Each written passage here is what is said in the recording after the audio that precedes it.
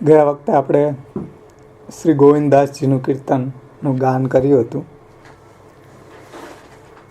થોડો એનો આપણે અર્થ લઈ લઈએ એટલે આગળનું પણ અવગાહન થઈ જાય આપણને. એમાં શ્રી ગોવિંદદાસજી કહે છે, પ્રાકૃત ધર્મ રહિત અપ્રાકૃત નિખિલ ધર્મ સહિત સાકાર.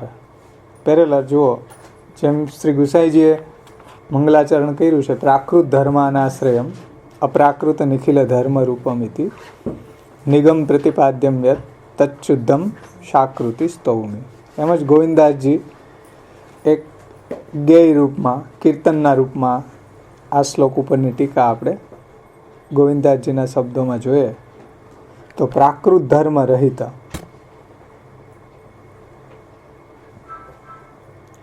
તો પ્રાકૃત ધર્મથી રહિત અને અપ્રાકૃત નિખિલ ધર્મ સહિત સાકાર અને અપ્રાકૃત સર્વધર્મ રૂપ સાકાર રૂપ પ્રભુ છે. તો ગયા વખતે આ વાત આપણે વિસ્તારથી જોઈ ગયા કે પ્રભુની અંદર કોઈ પ્રાકૃત ધર્મ નથી. પ્રકૃતિ જે છે, પ્રકૃતિજન્ય જે કંઈ પણ ધર્મો છે એ આપણી અંદર છે, પણ ભગવાનની અંદર એવા પ્રકૃતિજન્ય ધર્મ નથી. ભગવાન ગીતાજીમાં એ આજ્ઞા કરે છે કે ભાઈ પરા અને અપરા એ બે મારી પ્રકૃતિ છે. પરા તો પ્રકૃતિ તો ભગવાનની શક્તિ છે. ભગવાનની અંદર એવા કોઈ પ્રાકૃત ધર્મો નથી. એમ ભગવાન શક્તિમાન છે અને પ્રકૃતિ એની શક્તિ છે. એમ તો જે પ્રકૃતિ સંબંધી હોય અથવા તો પ્રકૃતિકૃત જે રાજસ તામસ સાત્વિક ગુણો છે એવા ધર્મો ભગવાનની અંદર નથી. એમ તો એમ કહે કે ભાઈ ભગવાનની અંદર એવા ધર્મો નથી તો કોઈ ધર્મ જ નથી. તો પછી માયાવાદીઓ તો આ જ વાત કરે છે કે બ્રહ્મ નિર્ગુણ છે, નિરાકાર છે, નિર્ધર્મક છે. તો કે નહીં, અપ્રાકૃત નિખિલ ધર્મ સહિત, એટલે અપ્રાકૃત અલૌકિક ધર્મવાળા પ્રભુ છે, સાકાર છે. અને એ રૂપે વ્રજની અંદર પ્રગટ થયા કે બધા વ્રજ ભક્તોને પ્રભુએ પોતાનામાં નિરુદ્ધ કર્યા એવી એવી લીલાઓ કરીને. તો એવી પ્રભુએ લીલાઓ કરી એની અંદર આપણને એવું લાગે કે ભગવાનની અંદર કોઈ એવો પ્રાકૃત ધર્મ હશે. ગયા વખતે આપણે દ્રષ્ટાંત જોયા હતા ને, કે ઠાકોરજીને કોઈ અસુરને સંહાર કરી રહ્યા છે તો ક્રોધ આવી રહ્યો છે. પછી કંઈક પ્રભુને ભૂખ લાગે કે ભાઈ મારે આરોગવું છે, વ્રજ ભક્તોને ત્યાં એ રીતે માખણ ચોરીને આરોગી લેતા. તો ભૂખ લાગવી, પછી ક્રોધ આવવો, આ બધા તો પ્રકૃતિના ધર્મો છે. ભગવાનની અંદર આવા ધર્મો જે દેખાય છે, ગયા વખતે મેં તમને એક દ્રષ્ટાંત આપ્યું હતું કે ભૌમાસુરને હણવા માટે પ્રભુ પધાર્યા તો એના સારા સારા હાથીઓને દ્વારકા લઈ ગયા, સફેદ હાથીઓ. પણ એનું ત્યાં આપણને કામ દેખાય કે ભગવાનને કોઈ હાથીઓની કામના છે, પણ કોઈ હાથી બાથીની કામના ભગવાનને નથી. શ્રી મહાપ્રભુજી ત્યાં એનો ખુલાસો કરે છે કે ભાઈ એ હાથીઓ હતા એટલે આખા સૈન્યને હણી નાખ્યું જે આસુરી સૈન્ય હતું. એમાં આસુર ભાવવાળા હતા એનો બધે પ્રભુએ નાશ કર્યો. જે દેવભાવ હતા આ હાથીઓમાં એવા કંઈ દેવભાવ હશે તો એને પ્રભુએ માર્યા ન હતા. અને બીજું એ પ્રકરણ જે છે એ ફલ પ્રકરણ છે, એટલે રાજસોને ફલ આપવું છે. તો આ બધા જ ક્ષત્રિયો માટે તો આ બધો વૈભવ છે એને ફલરૂપે પ્રાપ્ત થાય છે. તો લીલાની અંદર પ્રભુના આવા ધર્મો આપણને જોવા મળે છે. એ એટલા માટે મળે છે કે એ કોઈ પ્રકૃતિજન્ય ધર્મ નથી, પણ ભક્તોનો પોતાનામાં નિરુદ્ધ કરવા માટે પ્રભુ એવી એવી લીલા કરે છે. ગોપ સખાઓ પાસે એ રીતે પ્રભુ લીલા કરે છે. યશોદાજી વ્રજ ભક્તો એની પાસે પ્રભુ એના ભાવને અનુરૂપ એવી એવી લીલાઓ કરે છે. તો એમાં કોઈ પ્રાકૃત ધર્મ નથી, પણ ભક્તોની સાથે એવું સાધારણીકરણ કરીને ભક્તોના લેવલ સુધી ઉતરીને એમાં ભક્તોને પોતાનામાં નિરુદ્ધ કરે છે. એટલે ભગવાનની અંદર એવા કોઈ પ્રાકૃત ધર્મો નથી, પણ ભક્તોનો નિરોધ કરવા માટે પ્રભુ એવી લીલા કરી રહ્યા છે. બાકી ભગવાનની તો આનંદે ને હર્ષાત ક્રિયમાણ ચેષ્ટા લીલા, એક આનંદના ઉચ્છલનથી હર્ષપૂર્વક જે ચેષ્ટા પ્રગટ થઈ જાય છે એને લીલા કહેવામાં આવે છે. તો આનંદે ને હર્ષાત ક્રિયમાણ ચેષ્ટા લીલા. જેમ આપણે ગીતાજીની અંદર હમણાં આપણે બાવાશ્રી એક દ્રષ્ટાંત આપ્યું હતું ને કે ઓલો બાળક ક્રિકેટ રમતો હતો તો એ સામે કોઈ ઓડિયન્સ નથી, કોઈ ખેલાડીઓ નથી, છતાંય ગેરેજની અંદર બેટ ને બોલ, કોઈ બેટિંગ બેસ્ટ કરવાવાળો પોતે ને પોતે બોલિંગ કરે, પોતે ને પોતે બેટિંગ કરે, પાછો આઉટ પોતે જ કરે, અમ્પાયર પોતે, કેચ પોતે કરે. તો એ શું થઈ રહી? એમાં કોઈને છેતરવું નથી, કોઈ જીતવું નથી, બસ એક નશો આવી રહ્યો છે, એક ઉભરાઈ રહી છે ક્રિકેટ. એટલે રમત ચાલુ થઈ ગઈ. એનું નામ લીલા. આનંદ એને હર્ષાત ક્રી માણા ચેષ્ટા લીલા. એને આનંદ આવી રહ્યો છે તો રમી રહ્યો છે. ત્યાં કોઈને છેતરવું નથી, કોઈ જીતવું નથી, નથી કોઈ અમ્પાયર, કાંઈ નહીં. ક્રિયા સર્વાપી સૈવાત્રે પરમ ક્રિકેટ ને વિદ્યતે. ક્રિયા બધી દેખાય છે પણ ક્રિકેટ નથી, પણ એક લીલા છે એની બાળકની, મસ્તી છે. બોલ ઘસે, પાછો થૂક લગાડે, બધું જ કરે. તો એનું શું કારણ? એક લીલા, એક મસ્તી, એક ઉભરાઈ રહી છે. જો એ આનંદ લેવા માટે ક્રિકેટ નથી રમતો, આનંદ આવી રહ્યો છે એટલે એ ચેષ્ટા પ્રગટ થઈ રહી છે. આપણે કોઈ કીર્તન બોલીએ કે આનંદ લેવા માટે એક કીર્તન બોલીએ, એક આપણને આનંદ આવતો હોય ત્યારે આપણા મોઢામાંથી સહજ નીકળી જાય, તો એ જે આનંદ એને હર્ષાત ક્રી માણા ચેષ્ટા લીલા કહેવાય છે. પણ જ્યારે આપણે આનંદ લેવા માટે ગાઈ રહ્યા છીએ કે કોઈને આપણે કોઈની સમક્ષ ગાઈ રહ્યા છીએ, એ અલગ વાત છે. પણ જ્યારે આપણને આનંદ આવી રહ્યો છે ને આપણા ઠાકોરજી સન્મુખ આપણાથી ગવાઈ રહ્યું છે, તો એ આનંદ એને હર્ષાત ક્રી માણા ચેષ્ટા એક લીલા થઈ ગઈ છે. તો ભગવાન અહીંયા એ રીતે ભક્તોના લેવલ સુધી ઉતરી અને ભક્તોને પોતાનામાં નિરુદ્ધ કરી દે છે. અસુર વગેરેનો સંહાર કરી દે પ્રભુ, તો પ્રભુનો ક્રોધ પણ આપણને જોવા મળે છે. પણ એ ક્રોધ જે છે એ અસુરોને મુક્તિ પ્રદાન કરે છે પ્રભુ. અને અસુરોનો ભાવ એવો હોય છે કે ભગવાનની સાથે યુદ્ધ કરવાનો. તો મલ્લાનામ અસનિર નૃણામ નરવર સ્ત્રીણામ સ્મરો મૂર્તિમાન ગોપાનામ સ્વજનો સતામ ક્ષિતિભુજામ શાસ્તા સ્વપિત્રો શિશુ મૃત્યુ ભોજપતેર વિરાડ વિદુષામ તત્વમ પરમ યોગીનામ વૃષ્ણિનામ પરદેવ દેતી રંગમાં વૃષ્ણિનામ પરદેવ તેતી રંગમાં ગત સાગ્ર છે. કે ભાઈ કંસને મૃત્યુ દેખાણા, કારણ કે એનાથી ભયભીત હતો ભગવાનથી. તો જેનો જેવો ભાવ છે એવું પ્રભુનું સ્વરૂપ એને દેખાય છે. ગોપાનામ સ્વજનો સતામ, ગોપાને પોતાના મિત્ર દેખાય છે. વૃષ્ણિ નામ પરદેવ તેથી વૃષ્ણિઓને યાદો હતા એને તો પોતાના પરમ દેવ ઈષ્ટદેવ દેખાય છે. અને જે સ્ત્રીઓ હતી મથુરાની તો એને પ્રભુ પધાર્યા તો સાક્ષાત કામદેવ જેવા દેખાય છે. તો પ્રભુ કેવા છે? પ્રભુ તો એવા કોઈ પ્રાકૃત ધર્મોથી આશ્રિત નથી. એમ પ્રભુ તો અપ્રાકૃત નિખિલ ધર્મ રૂપ છે, પણ ભક્તોનો જેવો ભાવ છે, અથવા તો જેનો જેવો ભાવ છે. ત્યાં તો ભક્તો જ નહોતા, બધા હતા, મલ્લો હતા, ભગવાન પ્રત્યે વેરભાવ રાખવાવાળા હતા. તો એની સામે પ્રભુએ એવું સ્વરૂપનું દર્શન એને આપ્યું છે. તો એવા અસુરોની સામે પ્રભુ ક્રોધ પ્રકટ કરતા દેખાય છે. પણ એનું તાત્પર્ય પણ પાછું એ છે કે એની સામે જે જેવા ભાવથી જાય છે પ્રભુ એની સામે એવો રિસ્પોન્ડ કરે છે.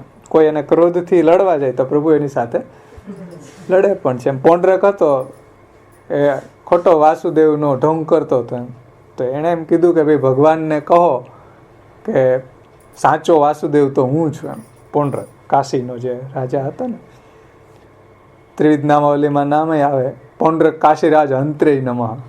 તો એને ચેલેન્જ કરી કે ભાઈ ભગવાનને કહો કે એના શંખ ચક્ર ગદા પદ્મ જમા કરાવી જાય, હું સાચો વાસુદેવ છું. એ ખોટા છે. તો ઓલા બધા યાદો કે ભાઈ તમારે નથી પધારવું, એ મચ્છર છે, અમે બધા જઈને એને પૂરું કરી દે. તો ભગવાન કે નહીં, એને મને ચેલેન્જ કરીને એટલે હું જ પધારી છે. કારણ કે જેનો જેવો ભાવ છે પ્રભુ એની સામે એવી લીલા પ્રગટ કરે છે. એના મનોરથને પૂરો કરવો જોઈએ ને, તો ભગવાન ગીતાજીમાં પોતે પ્રતિજ્ઞા કરે છે કે એ યથા મામ પ્રપદ્યંસ્તે તાંસ્ત થયું ભજામ્ય. મને જે ભાવથી જે ભજે છે હું પણ એને એવો જ રિસ્પોન્ડ કરું છું, એવો ભાવનું હું એના પોષણ કરું છું. એટલા માટે એક વાત ખાસ અહીંયા સમજવી જોઈએ કે ભાઈ ભગવાનની અંદર એવા પ્રાકૃત ધર્મો જે દેખાઈ રહ્યા છે એ હકીકતમાં પ્રાકૃત ધર્મો નથી, પણ એક લીલા માટે પ્રભુ એવી રીતના ભક્તોને પોતાનામાં નિરુદ્ધ કરવા માટે, અથવા અસુર વગેરે જે ભાવથી એને ભજે છે તો પ્રભુ પણ એને એ રીતે રિસ્પોન્સ આપે છે. એટલા માટે આપણને એવું દેખાય છે.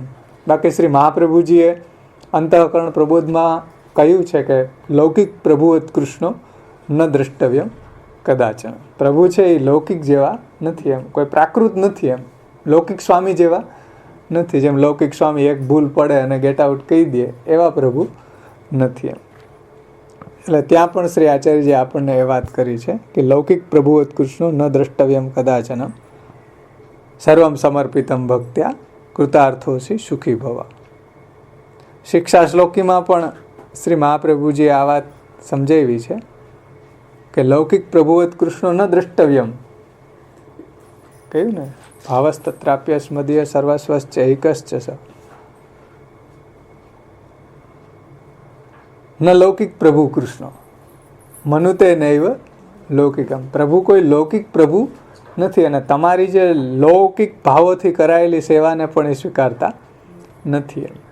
ન લૌકિક પ્રભુ કૃષ્ણ એટલે પ્રભુ કોઈ એવા લૌકિક પ્રભુ નથી, કોઈ જેવા આપણે પ્રકૃતિના ગુણોને વશ છીએ એવા ભગવાન નથી. અને લૌકિક ભાવોથી એટલે સોપાધિક કામનાવાળી કોઈ પણ વસ્તુને મેળવવા માટે જો સેવા કરી રહ્યા છે તો પ્રભુ એને સ્વીકારશે નહીં. એટલે ન લૌકિક પ્રભુ કૃષ્ણ મનુતે નૈવ લૌકિકમ. આપણી જે લૌકિક સેવાને, લૌકિક પદાર્થો મેળવવાની કામનાની ઈચ્છાથી કરેલી સેવાને સ્વીકારતા નથી. કારણ કે પ્રભુ એવા લૌકિક નથી. પ્રભુ તો અલૌકિક છે. પ્રાકૃત ધર્માના શ્રેય અપ્રાકૃત નિખિલ ધર્મ રૂપમ. તો આવી રીતના પ્રભુ એવા અલૌકિક ધર્મવાળા છે. પણ ઘણાને એવી ભ્રાંતિ થઈ જાય છે પ્રભુના એવા ધર્મોને જોઈને. જેમ બ્રહ્માજી હતા તો એને ભ્રાંતિ થઈ ગઈ, એવી ઠાકોરજી ઓલા ગોપ બાળકોની વચ્ચે મંડળીમાં બેસી અને એનું જૂઠણ હરોગે. જંગન રોટી આવે ને, અંગુરીની બીચ ફલ લટકે, છાકના પદોની અંદર આવે કે ઓદન રોટી, એટલે ત્યાં આ સાથળ ઉપર પ્રભુએ રોટલી મૂકી છે, હાથની અંદર ભાત છે, આંગળાઓમાં ઓલા ફલ રાખી દીધા છે, બધા ગોપસખાઓ સાથે આરોગે. તો આવા પ્રભુના સ્વરૂપને જોઈને બ્રહ્માજી નહીં એમ થયું કે આવા કંઈ થોડા ભગવાન હોય. તો વાછડા હરણ લીલાની અંદર આવે છે કે વત્સ બધા હરી ગયા અને ગોપ બાળકોને હરી ગયા. તો હરી તો ગયા, પછી પ્રભુ અહીંયા પોતાના જેવા બીજા જ પ્રગટ કરી દીધા. કેટલા વર્ષ સુધી ભગવાન એ રીતે ગોપસખા રૂપે બની ગયા અને વાછડા રૂપે બની ગયા. પછી બ્રહ્માજીને થયું કે ભાઈ અત્યાર સુધી કર્યું છું, ચાલ જોવા તો જાવ. તો જોવે છે તો બધા જે જેટલા વાછડા હતા, જેટલા ગોપસખાઓ હતા, એ બધા કૃષ્ણ રૂપ દેખાણા. તો એ શું છે કે ભાઈ ભગવાનની અંદર કોઈ એવા પ્રાકૃત ધર્મો નથી. એવી લીલા કરે છે ગોપસખાઓને પોતાનામાં નિરુદ્ધ કરવા માટે. એટલે બ્રહ્માજી જેવા વિચલિત થઈ જાય તો પછી બધા જ વિચલિત થઈ જાય. એવા મોટા મોટા દેવતાઓ, ઇન્દ્ર ખુદ વિચલિત થઈ ગયો કે આ બાળકના કહેવાથી બધાએ મારો યજ્ઞ બંધ કરી અને ગિરિરાજજીનો યજ્ઞ શરૂ કર્યો. હવે જો હું એનો બધું જ ઢહાવી દઉં, સમુદ્ર ભેગું કરી દઉં. તો ખુદ ઇન્દ્ર વિચલિત થઈ ગયો ને પ્રભુના આવા ધર્મો જોઈને. તો પ્રભુ એવા ધર્મ બાળક બની ગયા છે. તો કોઈ બાળકની અંદર કોઈ એવા પ્રાકૃત ધર્મો નથી. પણ મોટા મોટા દેવતાઓ પણ વિચલિત થઈ જાય. પછી એને જ્યારે પ્રભુએ ગિરિરાજ ધારણ કર્યો તો જુઓ છે બાળક, પણ એટલે સાધારણ બાળક હોવા છતાં પણ એનું જે કાર્ય છે એ અસાધારણ છે.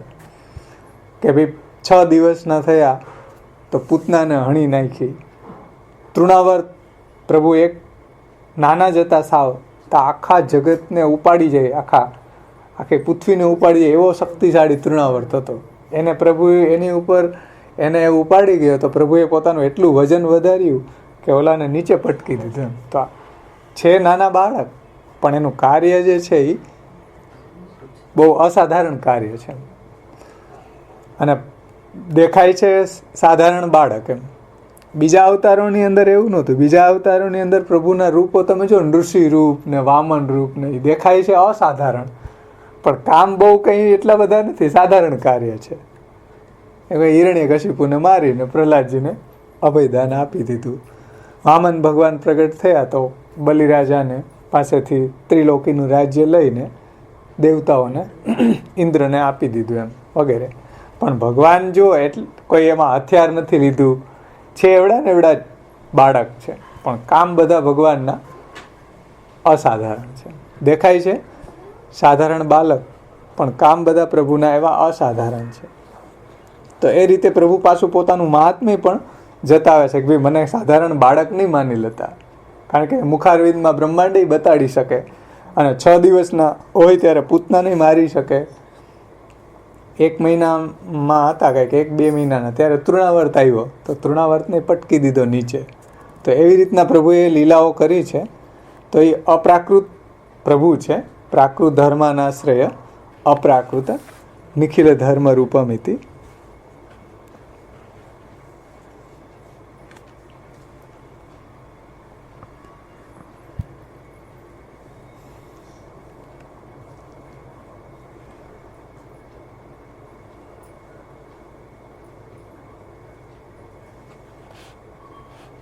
ત્યાર પછી કહે છે નિગમ નિરૂપિત શુદ્ધ પુરુષોત્તમ વદનાનલ શ્રી વલ્લભ અવતાર.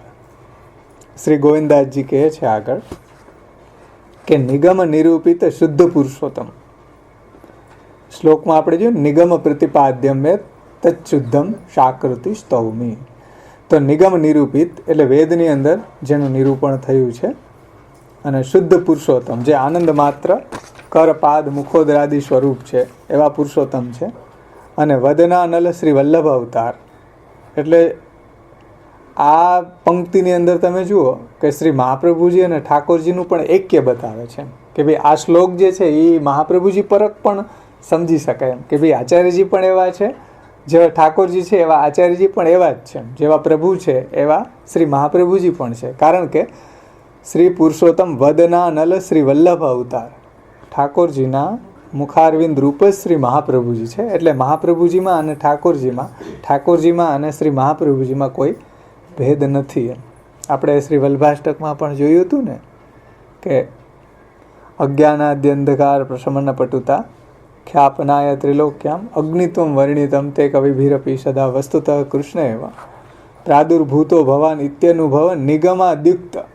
જો અહીં કીધું ને કે નિગમ પ્રતિપાદ્ય, ન્યામાં શ્રી મહાપ્રભુજી માટે પણ ગુસાઈજી કહે છે નિગમાદ્યુક્ત માને. એટલે નિગમ વેદના પ્રમાણોથી પણ એ વાત સિદ્ધ થાય છે કે શ્રી મહાપ્રભુજી છે એ વસ્તુતઃ કૃષ્ણ એવા જ છે. તો અહીંયા શ્રી ગોવિંદાસજી આ જે પહેલો શ્લોક છે એને શ્રી મહાપ્રભુજી અને શ્રી ઠાકોરજી અને શ્રી મહાપ્રભુજી પરક બે રીતે એનો અર્થ કરે છે. એટલે કહી રહ્યા છે કે પ્રભુ છે જેમ પ્રાકૃત ધર્મનાશ્રય છે, અપ્રાકૃત નિખિલ ધર્મ રૂપ છે, એમ શ્રી મહાપ્રભુજી પણ ભગવાનના મુખારવિંદ રૂપ છે. વદનાનલ શ્રી વલ્લભ અવતાર તો પ્રભુના મુખારવિંદનો જ અવતાર છે આચાર્યજી, તો એ પણ એવા જ છે પ્રભુના જેવા જ, અલૌકિક પ્રાકૃત ધર્મનાશ્રય અપ્રાકૃત નિખિલ ધર્મ રૂપ છે. પછી સુંદર વાત ગોવિંદાસજી કહે છે આગળ, સ્તુતિ કરો સદાનંદ પદ સેવો સુજસ શ્રવણ કરો ગુણગાન. એટલે સ્તુતિ કરો આવા શ્રી મહાપ્રભુજી આવા શ્રી ઠાકોરજીની હંમેશા આપણે સ્તુતિ કરવાની છે. અને ખાલી સ્તુતિ જ નહીં પણ સદાનંદ પદ સેવો એટલે સેવા અને કથા બે વાત અહીંયા કહી રહ્યા છે ગોવિંદાસજી કે ભાઈ ભગવાનની સ્તુતિ કરવાની છે, ભગવાનના ગુણ ગાવાના છે. કોઈ લૌકિક વ્યક્તિની કે લૌકિક કોઈની એવી સ્તુતિ કરવાની જરૂર નથી એમ.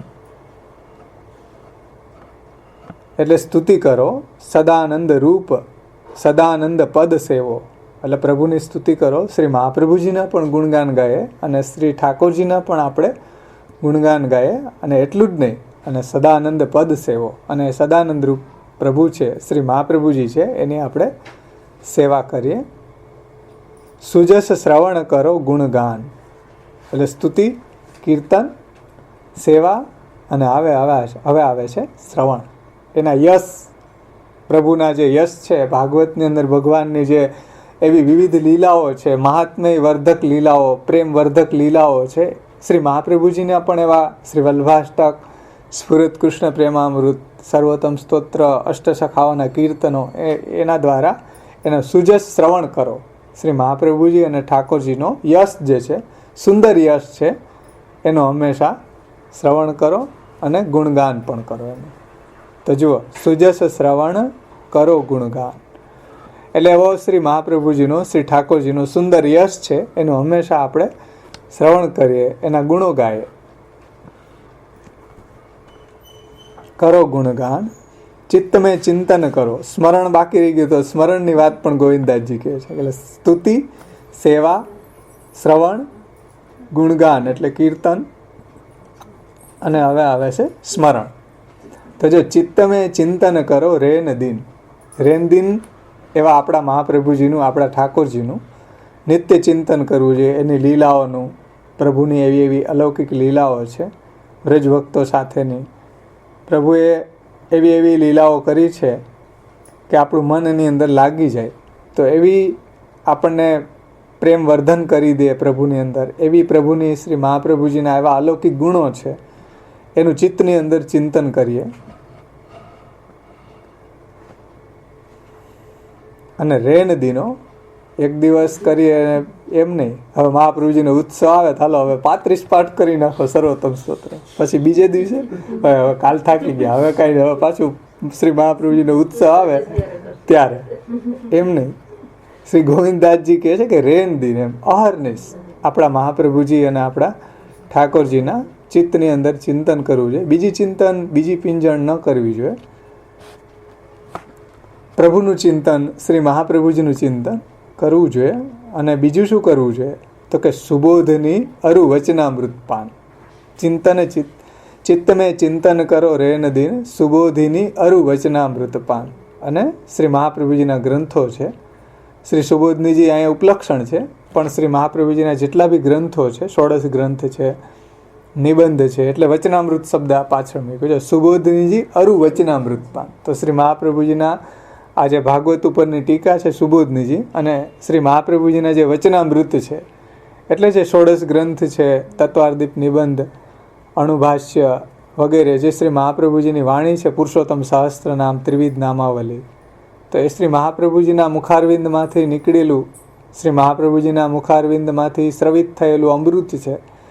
તો એનું આપણે પાન કરવું જોઈએ. વચના અમૃત, એ વચનરૂપી જે અમૃત સ્રવિત થયું છે, એનું આપણે નિત્ય ગુણગાન કરીએ, એનું આપણે પાન કરીએ. એમ પાન કરવું એટલે એને પીવું. પીવું એટલે સ્વાદ લઈને પીવું. એમ કોઈ વસ્તુને આપણે પી જવું, અહીંયા પાન કરવું એટલે એને પીવતમ ભાગવતમ રસમાલય મુહરહ્ય રસિકા ભૂવિ ભાવ, કાંઈ નિત્ય પાન કરવું જોઈએ. એટલે એનો સ્વાદ લેવો જોઈએ પ્રભુના વચનામૃતોનો, શ્રી મહાપ્રભુજીના વચનામૃતોનો, એના જે સુબોધનીજી આદિ ગ્રંથ છે એનો. એટલે શ્રી ગોવિંદદાસજી કહે છે કે ચિત્તમે ચિંતન કરવું જોઈએ આ બધા મહાપ્રભુજીના ગ્રંથોનું, સુબોધનીજી આદિ ગ્રંથોનું અને શ્રી મહાપ્રભુજીના વચનામૃતોનું. તો ચિત્તમે ચિંતન કરો રેન દિન. શું ચિંતન કરવાનું છે? સુબોધિની અરુ વચનામૃત પાન. શ્રી મહાપ્રભુજીના ગ્રંથો છે, સુબોધનીજી વગેરે અને 16 ગ્રંથ વગેરે, એ વચનામૃતોનું હંમેશા પાન કરવું જોઈએ. એટલે કેવા એવા ભગવદીઓના પ્રસંગો આવે છે કે શ્રી મહાપ્રભુજીના આ વચનોની અંદર જ ડૂબેલા રહેતા, એમ નિમગ્ન રહેતા. કનૈયા શાલ છે, તો એ બધા આચાર્યજીની વાણીમાં જ એવા ડૂબેલા રહેતા, એને કંઈ અનુસંધાન ન રહેતું, એમ રાત દિવસનું. એવા એમાં પરાયણ રહેતા શ્રી મહાપ્રભુજીના આ ગ્રંથોની અંદર, સુબોધનીજી અને શ્રી મહાપ્રભુજીના વચનામૃતોની અંદર. સંદાજીનો પ્રસંગ આવે કે ભાઈ કોડી વેચતા, પણ એનું જે ચિત્ત છે એ તો આ શ્રી મહાપ્રભુજીના પુરુષોત્તમ સહસ્ત્ર નામ એમાં જ મગ્ન રહેતા, એમ મહાપ્રભુજીના વચનામૃતોની અંદર મગ્ન રહેતા. તો એ ચિત્તમે ચિંતન કરો રેન દિન, સુબોધિની અરુ વચનામૃત પાન. એવા આપણા મહાપ્રભુજી છે, એના આ જે ગ્રંથો છે સુબોધનીજી આદિ, અને બીજા પણ શ્રી આચાર્યજીના વચનામૃતો છે, બીજા ગ્રંથો છે. ભક્ત્યાચારોપદેશાર્થ નાના વાક્ય નિરૂપક. તો એ જે નાના વાક્ય એટલે વિશેષ પ્રકારના જે ગ્રંથો આપણા મહાપ્રભુજીએ પ્રગટ કર્યા છે, એનું હંમેશા ચિત્તમાં આપણે રાત દિવસ ચિંતન કરતા રહીએ. ત્યાર પછી ગોવિંદદાસજી કહે છે, એટલે આ બધું ચિંતન કરવાનું છે. આપણે બીજું ચિંતન લઈને બેઠા કે હજી આ નથી કર્યું, હજી એટલા પૈસા કમાવા છે, હજી એટલો ઓડા ફ્લેટ લેવાના, ઓડી ગાડી લેવી. એક વખત આ ચિંતન શરૂ કરો. ગોવિંદદાસજી કે ચિત્તમે ચિંતન કરો રેન દિન, સુનો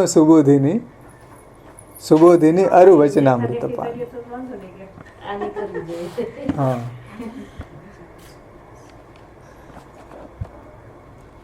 ત્યાર પછી કહે છે કે કરુણા કરી કલી પ્રગટ ભય હે, બિન હોત ન દૈવી જન ઉદ્ધાર. કેવી સુંદર વાત શ્રી ગોવિંદદાસજી કહે છે કે કરુણા કરીને કલી પ્રગટ ભય, બિન હોત ન દૈવી જન ઉદ્ધાર. એટલે મહાકારુણિક છે ને આપણા મહાપ્રભુજી. જો કેવો અર્થ, પ્રથમ શ્લોકની ઉપર ગોવિંદદાસજી પદ ગાય છે, પણ એને ધ્યાનમાં મહાપ્રભુજી છે. પ્રથમ શ્લોક આમ ઠાકોરજીની સ્તુતિ રૂપ છે, પણ ગોવિંદદાસજી એમાં ભેદ જોતા નથી. એમ શ્રી મહાપ્રભુજી અને ઠાકોરજીને એક રૂપ જ માને છે, જેમ સુરદાસજીની જેમ. સુર કહા કહે દ્વિવિધ આંધરો, તો કરુણા કરી કલી પ્રગટ ભયે, એટલે આપણી ઉપર દૈવી જીવો ઉપર કરુણા કરીને શ્રી મહાપ્રભુજી પ્રગટ થયા. અને જો આ પ્રગટ ન થયા હોત તો દૈવી જીવોનો ઉદ્ધાર ન થાત. જે વાત શ્રી ગુસાઈજી આગળ આપણે જોઈ શ્રી વલ્ભાષ્ટકમાં, નાવીર ભૂયાદ ભવાંશ્ચેત અધિધરણી તલમ ભૂતનાથો દિતાસન માર્ગધ્વાંતાંત તુલ્યા નિગમ પથગતો દેવ સર્ગે પિજાતા ઘોષાધીશમ તદે મે કથમપી મનુજા પ્રાપ્નુયુર નૈવ દેવી સૃષ્ટિર વ્યર્થા છે ભૂયા નિજ ફલ રહિતા દેવ વૈશ્વા નરેશા. તો જો એ જ વાત અહીંયા કહે છે ગોવિંદદાસજી કે કરુણા કરી કલી પ્રગટ ભયે, આપણી ઉપર કરુણા કરીને આ કલિયુગની અંદર પ્રગટ થયા છે. કારણ કે કલિયુગની અંદર જ ભગવાનને મળવાના બધા માર્ગો જે છે એ કોલોપ્સ થઈ ગયા હતા.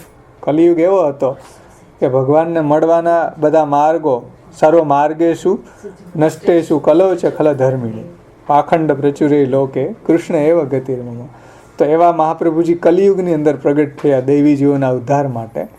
તો કરુણા કરીને, આપણી ઉપર દયા કરીને, કરુણા રાગાથી સંમોહન, તો આપણી ઉપર કરુણા કરીને, દૈવી જીવો ઉપર કરુણા કરીને, કલી પ્રગટ ભયે, કલિયુગમાં પ્રગટ થઈને, બિન હોત ન દૈવી જન ઉદ્ધાર, એટલે જો આપ પ્રગટ ન થાય તો આપના પ્રગટ વગર, આપના પ્રાગટ્ય વગર દૈવી જીવોનો ઉદ્ધાર શક્ય ન હતો. એમ સમજો, જો મહાપ્રભુજી પ્રગટ ન થયા હોત તો શું થાત?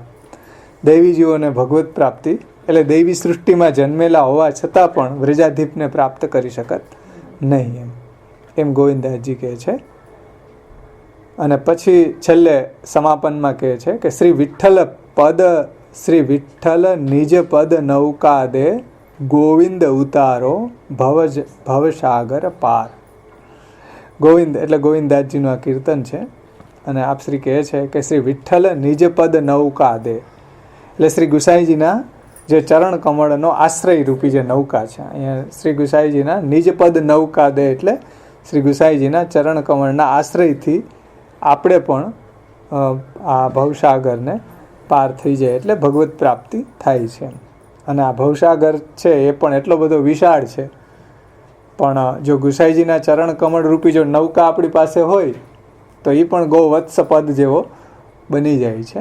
એટલે એકદમ ક્ષુદ્ર બની જાય છે આ ભવસાગર. એમ આગળ કીધું ને ભવસાગર પાર, તો ભવસાગર પાર કરવું એના માટે પછી મુશ્કેલ નથી. એમ બાકી ભવસાગર બહુ ખતરનાક છે. શ્રી મહાપ્રભુજીએ શાસ્ત્રાર્થ નિબંધમાં એક દ્રષ્ટાંત આપ્યું હતું કે ભવસાગર એવો વિશાળ છે, જ્ઞાનીઓ જે છે એ પોતાના સાધન બલ ઉપર, જ્ઞાની નામ ચાત્મ પોતાના, જ્ઞાનીઓ જે છે એ તો પોતાની આત્માની હોડકી બનાવીને એને તરવા જાય છે, પણ બે હાથ દૂર રહે ત્યાં જ ડૂબી જાય છે. કિનારો નજીક જ હોય ત્યાં એની નૌકા ડૂબી જાય છે. એટલે ભાગવતજીની અંદર આવે કે બહુ સુંદર સુખદેવજી આજ્ઞા કરે છે ત્યાં, નાયમ સુખાપો ભગવાન ગોપી, નાયમ સુખાપો ભગવાન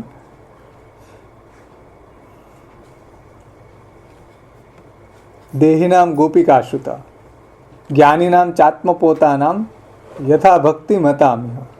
એવો શ્લોક છે કે ભાઈ જેવા સુખથી પ્રભુ આ ગોપી યશોદાજીને અને વ્રજવાસીઓને પ્રાપ્ત થયા એવા સુખથી તો કર્મ માર્ગીઓને નથી થતા.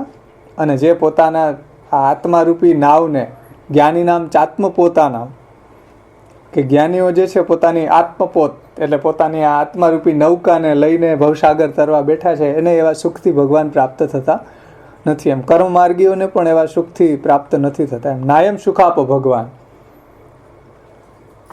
દેહિનામ ગોપિકાશુતા, એટલે ગોપિકા શ્રી યશોદાજી વ્રજવાસીઓને જેવા પ્રાપ્ત થયા સુખથી, એવા પ્રભુ જ્ઞાનીઓને કે કર્મ માર્ગીઓને પ્રાપ્ત થતા નથી. એટલે અહીંયા શ્રી ગોવિંદદાસજી કહે છે કે શ્રી વિઠ્ઠલ નિજ પદ નૌકા દે ગોવિંદ ઉતારો ભવસાગર પાર. તો શ્રી ગુસાઈજીના ચરણકમળનો જે આશ્રય છે, આ નૌકાનો મતલબ શ્રી ગુસાઈજીના ચરણકમળના આશ્રયરૂપી નૌકા છે. ગુસાઈજીના ચરણકમળનો આશ્રય એટલે એની જે વાણી છે એનો દ્રઢ આશ્રય. એ વાણી પ્રમાણે જો આપણે જીવશું એ જ આપણી નૌકા છે. એની વાણીરૂપી નૌકા આપણે માટે છોડતા જાય. આચાર્યો છે, ભક્તિ અંશમાં ગુસાઈજીએ જ કીધું કે ભાઈ આચાર્યો પધારી જાય પણ એની વાણીરૂપી નૌકાને અહીંયા છોડતા જાય. એમાં જે ભક્તો બેસી જાય એ પણ આ ભવસાગરને પાર કરી જાય છે. એટલે શ્રી ગુસાઈજી દ્વારા હજી પણ આગળ આ દૈવી જીવોનો ઉદ્ધાર હજી ભગવાનને કરવો છે. એટલે શ્રી મહાપ્રભુજી પ્રગટી ગયા તો એ હજી સંતોષ નથી, એટલે પ્રભુને હજી દૈવી જીવો માટે વધારે કરવું છે એમ. એટલે ગુસાઈજી પ્રગટ થયા પાછા. એટલે કે ભાઈ પ્રભુને હજી સંતોષ નથી થયો, હજી કરુણા કરવી જ છે વધારે ને વધારે એમ. એટલે હજી દૈવી જીવો માટે કંઈક મારે વધારે કરવું છે એમ. એટલે પિતૃ પ્રવર્તિત પથ પ્રચાર સુવિચારક, એટલે ગુસાઈજી રૂપે ફરી પાછા પધાર્યા એમ. એટલે કીધું ને શ્રી મહાપ્રભુજીને વિઠ્ઠલનાથજીએ કીધું કે અમને તો ઈચ્છા એ હશે જે હું નંદન તમે તાત. ત્યાંથી કાશી પાઉં ધારી એમ આવે ને, પાંડુરંગ શ્રી વિઠ્ઠલ, પાંડુરંગ શ્રી વિઠ્ઠલેશ, ત્યાં વિઠ્ઠલેશ. તો ત્યારે ઠાકોરજી પોતે શ્રી મહાપ્રભુજીને આજ્ઞા કરી કે અમને તે ઈચ્છા એ છે જે હું નંદન તમે તાત, એટલે તમારી ઘરે અમારે પ્રગટ થવું છે એમ ઠાકોરજીએ શ્રી મહાપ્રભુજીને આજ્ઞા કરી. બાકી શ્રી મહાપ્રભુ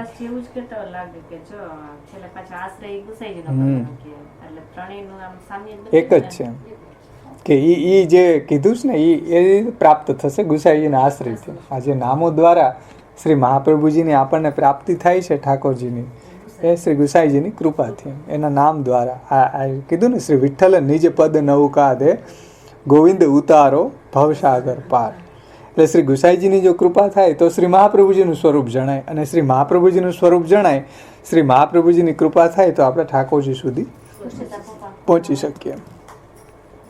તો એ વાત અહીંયા કહી રહ્યા છે કે શ્રી ગુસાઈજીના ચરણ કમળ રૂપી જે નૌકા છે એનો જે આશ્રય કરશે એ ચોક્કસ આ ભવસાગરને તરી જાય છે. આ સંસાર રૂપી ભવસાગર છે એ તરાઈ જાય છે અને ભગવત પ્રાપ્તિ એને થઈ જાય છે. શ્રી મહાપ્રભુજીના ચરણ કમળનો દ્રઢ આશ્રય, ગુસાઈજીના ચરણ કમળનો જો દ્રઢ આશ્રય હોય તો પછી એને આ ભવસાગર છે એ ગૌવત્સ પદ જેવડો બની જાય છે. એના માટે કોઈ મુશ્કેલ નથી એમ. તો એ રીતે અહીંયા શ્રી ગોવિંદાસજીએ છેલ્લે અંતમાં શ્રી વિઠ્ઠલ નિજ પદ નૌકા દે ગોવિંદ ઉતારો ભવસાગર પાર. તો આ રીતે અહીંયા બહુ સુંદર રીતે ગોવિંદાસજીએ પણ પ્રથમ શ્લોક ઉપર કીર્તનના રૂપમાં ટીકા લખી છે. એ કીર્તન આપણે ગયા વખતે ગાયું હતું, આજે આપણે એને અવગાહન કર્યું એનું તાત્પર્ય. હવે આગળનો શ્લોક આપણે લેશું. એની પહેલાં એક વાત, ચાચા ગોપેશ્વરજીએ આજે મંગલાચરણ છે પ્રાકૃત ધર્મના શ્રેય અપ્રાકૃત નિખિલ ધર્મ રૂપમિતિ નિગમ પ્રતિપાદ્યમ યત તચ્છુદ્ધમ શાકૃતિ સ્તૌમી, એમાં ચાચા ગોપેશ્વરજી એમ કહે છે કે ભાઈ મંગલાચરણ આપણે બધા આચાર્યોના સાંભળ્યા આગળ કે બધાએ મંગલાચરણ કર્યા છે એમ. એટલે એ ગુસાઈજીના આ સર્વોત્તમ સ્તોત્રનું જે મંગલાચરણ છે તો શ્રી ગુસાઈજીના સર્વોત્તમ ગુસાઈજી દ્વારા પ્રગટિત આ સર્વોત્તમ સ્તોત્ર ઉપર મંગલાચરણો કર્યા. અને આ જે પ્રાકૃત ધર્મના આશ્રય છે એ ગુસાઈજીનું મંગલાચરણ છે. સર્વોત્તમ સ્તોત્ર આપ શ્રી લખી રહ્યા છે તો સર્વપ્રથમ શ્રી ઠાકોરજીને શ્રી મહાપ્રભુજીને વંદન કરે છે. તો ચાચા ગોપેશજી એમ કહે છે કે અત્ર સ્તુતિસ્તુ સ્વીયાનામ ઉપરી એતાદૃશ સ્વરૂપ પ્રાકટ્યકરણેન મહતી દયાકૃતા ઇતિ વિજ્ઞાપનાર્થમ ન તુ ગ્રંથ નિર્વિઘ્નાર્થમ તત્ર કાલાદીનામપી વિઘ્નકર્તૃત્વ અશક્તે. કે ભાઈ ગુસાઈજી અહીંયા મંગલાચરણ કરી રહ્યા છે તો શું ગુસાઈજીને કંઈ મંગલાચરણ કરવાની આવશ્યકતા નથી એમ. આપણો શિષ્ટાચાર એવો છે કે બધા મંગલાચરણ શા માટે કરે? ગ્રંથ નિર્વિઘ્નાર્થમ, એટલે ગ્રંથ સારી રીતે નિર્વિઘ્ન સંપન્ન થાય એટલે બધા મંગલાચરણ કરતા હોય કે ભાઈ આ વિવૃત્તિ સારી રીતે સંપન્ન થાય, નિર્વિઘ્ન સંપન્ન થાય. તો શું ગુસાઈજીને કંઈ વિઘ્ન થોડું આવવાનું છે? ગુસાઈજીને તો અહીંયા એમ કીધું કે કાલાદીનામપી વિઘ્ન કર્તૃત્વ અશક્ય. કાલ પણ જે ભગવાનનો જે બધા કાલની અંદર છે એ કાલ પણ અહીં ગુસાઈજી આજે સર્વોત્તમ લખી રહ્યા છે એમાં વિઘ્ન કરવા માટે સમર્થ નથી. તો બીજા કોની સામર્થ્ય હોય કે વિઘ્ન કરી શકે? ચાચા ગોપેશ્વરજી કહે છે કે કાલની પણ સામર્થ્ય નથી કે આ ગુસાઈજી જે શ્રી આચાર્યજીના નામો પ્રગટ કરી રહ્યા છે અને એની અંદર એ સ્તુતિ કરી રહ્યા છે એમાં કોઈ વિઘ્ન કરવાની સામર્થ્ય કાલમાં પણ નથી. એમ તો બીજા કોનામાં હોય? એટલે ગુસાઈજી આ મંગલાચરણ શા માટે કરે છે? કોઈ ગ્રંથ નિર્વિઘ્ન પૂરો થાય એટલા માટે નથી કરતા, પણ જે દૈવી જીવો છે એને પ્રભુના સ્વરૂપનું સાચું જ્ઞાન થાય એટલા માટે આપ શ્રી મંગલ કરે છે. આ પ્રાકૃત કે ભાઈ આપણા ઠાકોરજી કેવા છે, શ્રી મહાપ્રભુજી કેવા છે? પ્રાકૃત ધર્માનાશ્રય અપ્રાકૃત નિખિલ ધર્મ રૂપમિતિ નિગમ પ્રતિપાદ્યમ યત તચ્છુદ્ધમ શાકૃતિ સ્તૌમી. એટલે દૈવી જીવોને શ્રી ઠાકોરજીના સાચા સ્વરૂપનું જ્ઞાન થાય એટલા માટે ગુસાઈજી આ રીતે મંગલાચરણમાં પ્રભુના સ્વરૂપનું વર્ણન કરે છે. કોઈ ગ્રંથ નિર્વિઘ્ને સમાપન થાય એવા હેતુથી કરતા નથી. કારણ કે કાલાદીનામપી વિઘ્ન કર્તૃત્વ અશક્તે. કાલ પણ વિઘ્ન કરવા માટે શક્તિમાં નથી, પણ પોતાના જે નિજજનો છે એને એની ઉપર મહતી દયામ કૃતા, એની ઉપર બહુ વિશેષ કૃપા કરીને એતાદશ સ્વરૂપ પ્રાકટ્ય કરણેન મહતી દયા કૃતા ઇતિ વિજ્ઞાપનાર્થમ. એટલે આ આચાર્યજીએ પ્રગટ થઈને વિશેષ કૃપા કરી છે દૈવીજીઓ ઉપર, મહતી કૃપા કરી છે. અને દૈવીજીઓને આવા પ્રભુના સ્વરૂપનું સાચું જ્ઞાન થાય એટલા માટે આપશ્રી મંગલ કરે છે.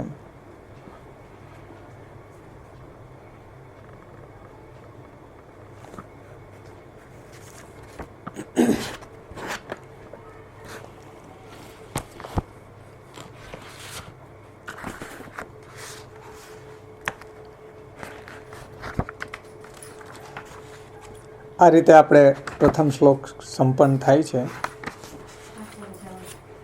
કોઈને કાંઈ પ્રશ્ન છે એમાં?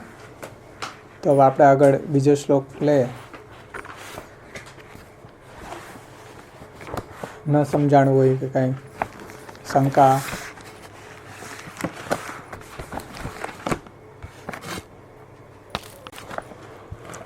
હવે બીજા શ્લોકની અંદર પ્રભુચરણ શ્રી ગુસાઈજી આપણને શ્રી મહાપ્રભુજીના પ્રાગટ્યનું પ્રયોજન અને આ સ્તોત્રના, આ સર્વોત્તમ સ્તોત્રના પ્રાકટ્યનું પ્રયોજન બતાવે છે 3 શ્લોકથી, 2, 3 અને 4. એનાથી આપણને શ્રી આચાર્યજીના પ્રાગટ્યનું અને આ સર્વોત્તમ સ્તોત્રના પ્રાકટ્યનું પ્રયોજન બતાવે છે. કલિકાલ તમચ્છન્ન દ્રષ્ટિત્વાદ વિદુષામપી સંપ્રત્ય વિષયસ્તસ્ય મહાત્મ્યમ સમભૂત ભુવિ. એટલે વિદુષામપી એટલે વિદ્વાનો પણ, કલિકાલ તમચ્છન્ન દ્રષ્ટિત્વાદ એટલે કલિકાલના અજ્ઞાનથી,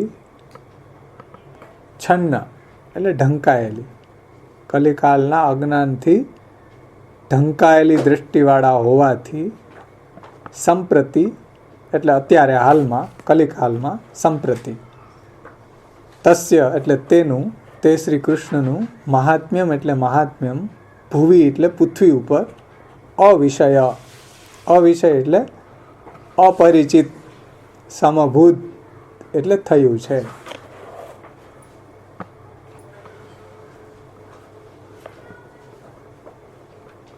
એટલે વિદ્વાનોની દ્રષ્ટિ પણ કલિકાલના અજ્ઞાનથી ઢંકાયેલી દૃષ્ટિવાળા હોવાથી અત્યારે હાલમાં કલિકાલમાં તે શ્રી કૃષ્ણનું મહાત્મ્ય પૃથ્વી ઉપર અપરિચિત થયું છે. થયું ને બધાને? વિદ્વાનોની દ્રષ્ટિ પણ અત્યારે કલિકાલથી ઉત્પન્ન થયેલો જે અજ્ઞાન છે એ અજ્ઞાનથી છવાયેલી થઈ ગઈ છે. અને હમણાં ભૂતલ ઉપર, આ કલિકાલમાં ભૂતલ ઉપર આવા શ્રી કૃષ્ણના મહાત્મ્યનું જ્ઞાન છે એ અપરિચિત થઈ ગયું છે, આચ્છાદિત થઈ ગયું છે. કોઈને ભગવાનના સ્વરૂપનું જ્ઞાન, ભગવાન સુધી પહોંચવાનું જ્ઞાન નથી. એમાં સર્વપ્રથમ શ્રી ગોકુલનાથજી ઉત્થાનિકામાં સમજાવે છે, જોઈએ આપણે કે નનુ પૂર્વોક્તે તાવત ધર્મત્વેન ભગવત્વેન ભગવત સ્વરૂપમ ભવતેવ જ્ઞાયતે કથમ અન્યે શાસ્ત્રવિદ્ભિરપી પંડિતે ન પ્રતિપાદિતમ કુત્રાપી ઇતિ ચેત તત્ર હેતુમાહુ. એટલે એક શંકા કરે છે કે ભાઈ પહેલાં પૂર્વોક્તા એટલે પ્રાકૃત ધર્માના આશ્રય અપ્રાકૃત નિખિલ ધર્મ રૂપમિતિ. તો પહેલા શ્લોકની અંદર જે ભગવાનનું સ્વરૂપ બતાવ્યું, પહેલાં કહેલા એવા ગુણવાળા તરીકે ભગવાનના સ્વરૂપને તમે જ જાણો છો એમ.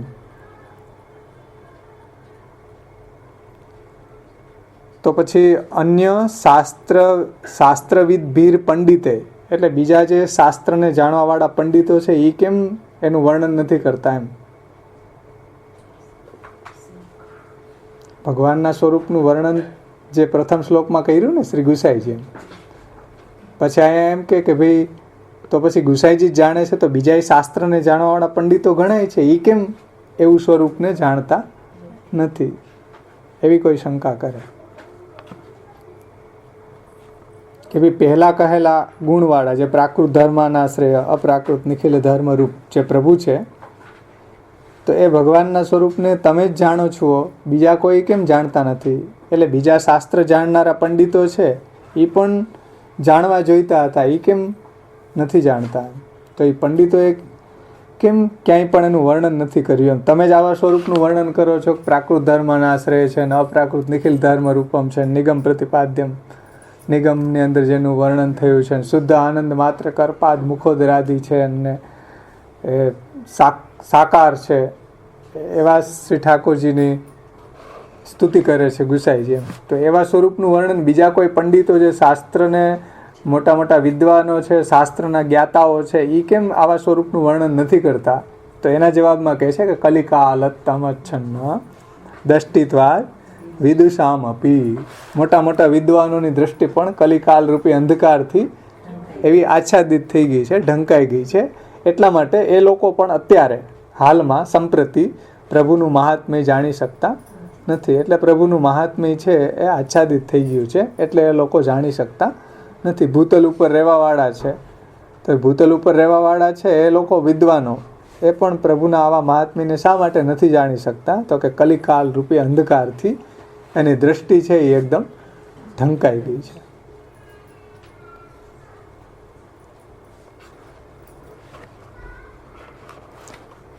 એમાં ટીકામાં આપણે જોઈએ, અર્થ આપણે જોઈ લીધો અને ઉત્થાનિકા પણ આપણે જોઈ. હવે ટીકામાં શ્રી ગોકુલનાથ ચરણો સમજાવે છે કે કલિકાલ ઇતિ, આ જે શ્લોક છે બીજો, અને એની ટીકામાં આપશ્રી સમજાવે છે. એટલે ઉપર જે શંકા હતી ને એનું સમાધાન. ઇતિ કલિકાલ જનિતમ યત તમ, અહીં તમ કયું છે? તો કે કલિકાલથી ઉત્પન્ન થતું તમ છે. તમ એટલે અજ્ઞાન. તો સમજો, કલિકાલ જનિતમ યત તમ, આ કલિકાલથી ઉત્પન્ન થતું જે અજ્ઞાન છે તમ છે. અજ્ઞાનમ તેન છન્ના આ સમંતાત આવૃતા. તો અજ્ઞાન એનાથી એની જ્ઞાનની દ્રષ્ટિ છે એ ઢંકાઈ ગઈ છે. આ વિદ્વાનો જે છે એ બધાની જે દ્રષ્ટિ છે, જ્ઞાનની દ્રષ્ટિ છે, એ કેવી થઈ ગઈ છે? છન્ના એટલે ઢંકાઈ ગઈ છે. અને છન્ના એટલે શું? આ સમંતાત આવૃતા એટલે સાવ જ આ સમંતાત એટલે જેની જ્ઞાન દ્રષ્ટિ સાવ જતી રહી છે. આ સમંતાત આવૃતા એકદમ ઢંકાઈ ગઈ છે. કલિકાલ રૂપી તમને કારણે એની દ્રષ્ટિ સાવ છન્ન થઈ ગઈ છે.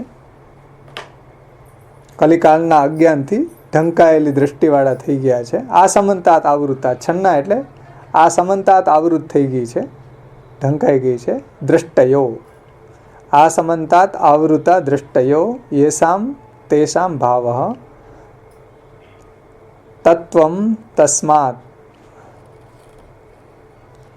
એટલે એવાનો જે ભાવ છે, જેની જ્ઞાન દૃષ્ટિ જતી રહી છે, એના ભાવ કેવા હોય? હવે તમે વિચાર કરો કે જેની જ્ઞાન દૃષ્ટિ જતી રહી હોય એના ભાવ કેવા હોય?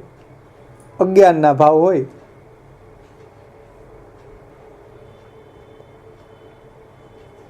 એટલે વિદ્વાન, આવા જે વિદ્વાનો છે એને પણ એ સમજમાં નથી આવતા. કલિકારને કારણે એની પણ દૃષ્ટિ એવી ઢંકાઈ ગઈ છે.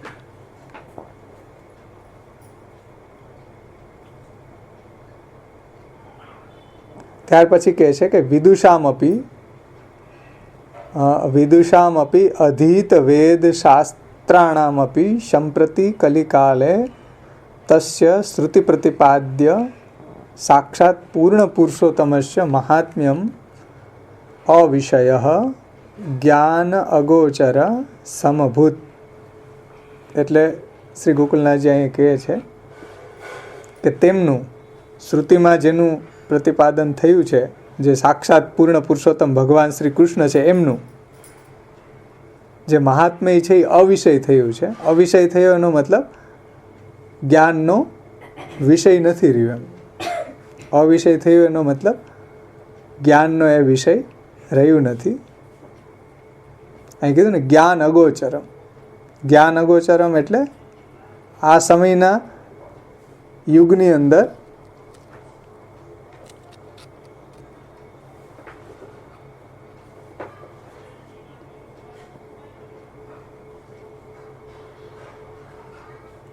એનું જ્ઞાન સારી રીતે થતું નથી. એટલે એમનું જે શ્રુતિની અંદર જે પ્રતિપાદન થયું છે એવા કોણ? તો કે શ્રુતિ પ્રતિપાદ્ય સાક્ષાત પૂર્ણ પુરુષોત્તમસ્ય મહાત્મ્યમ અવિષય.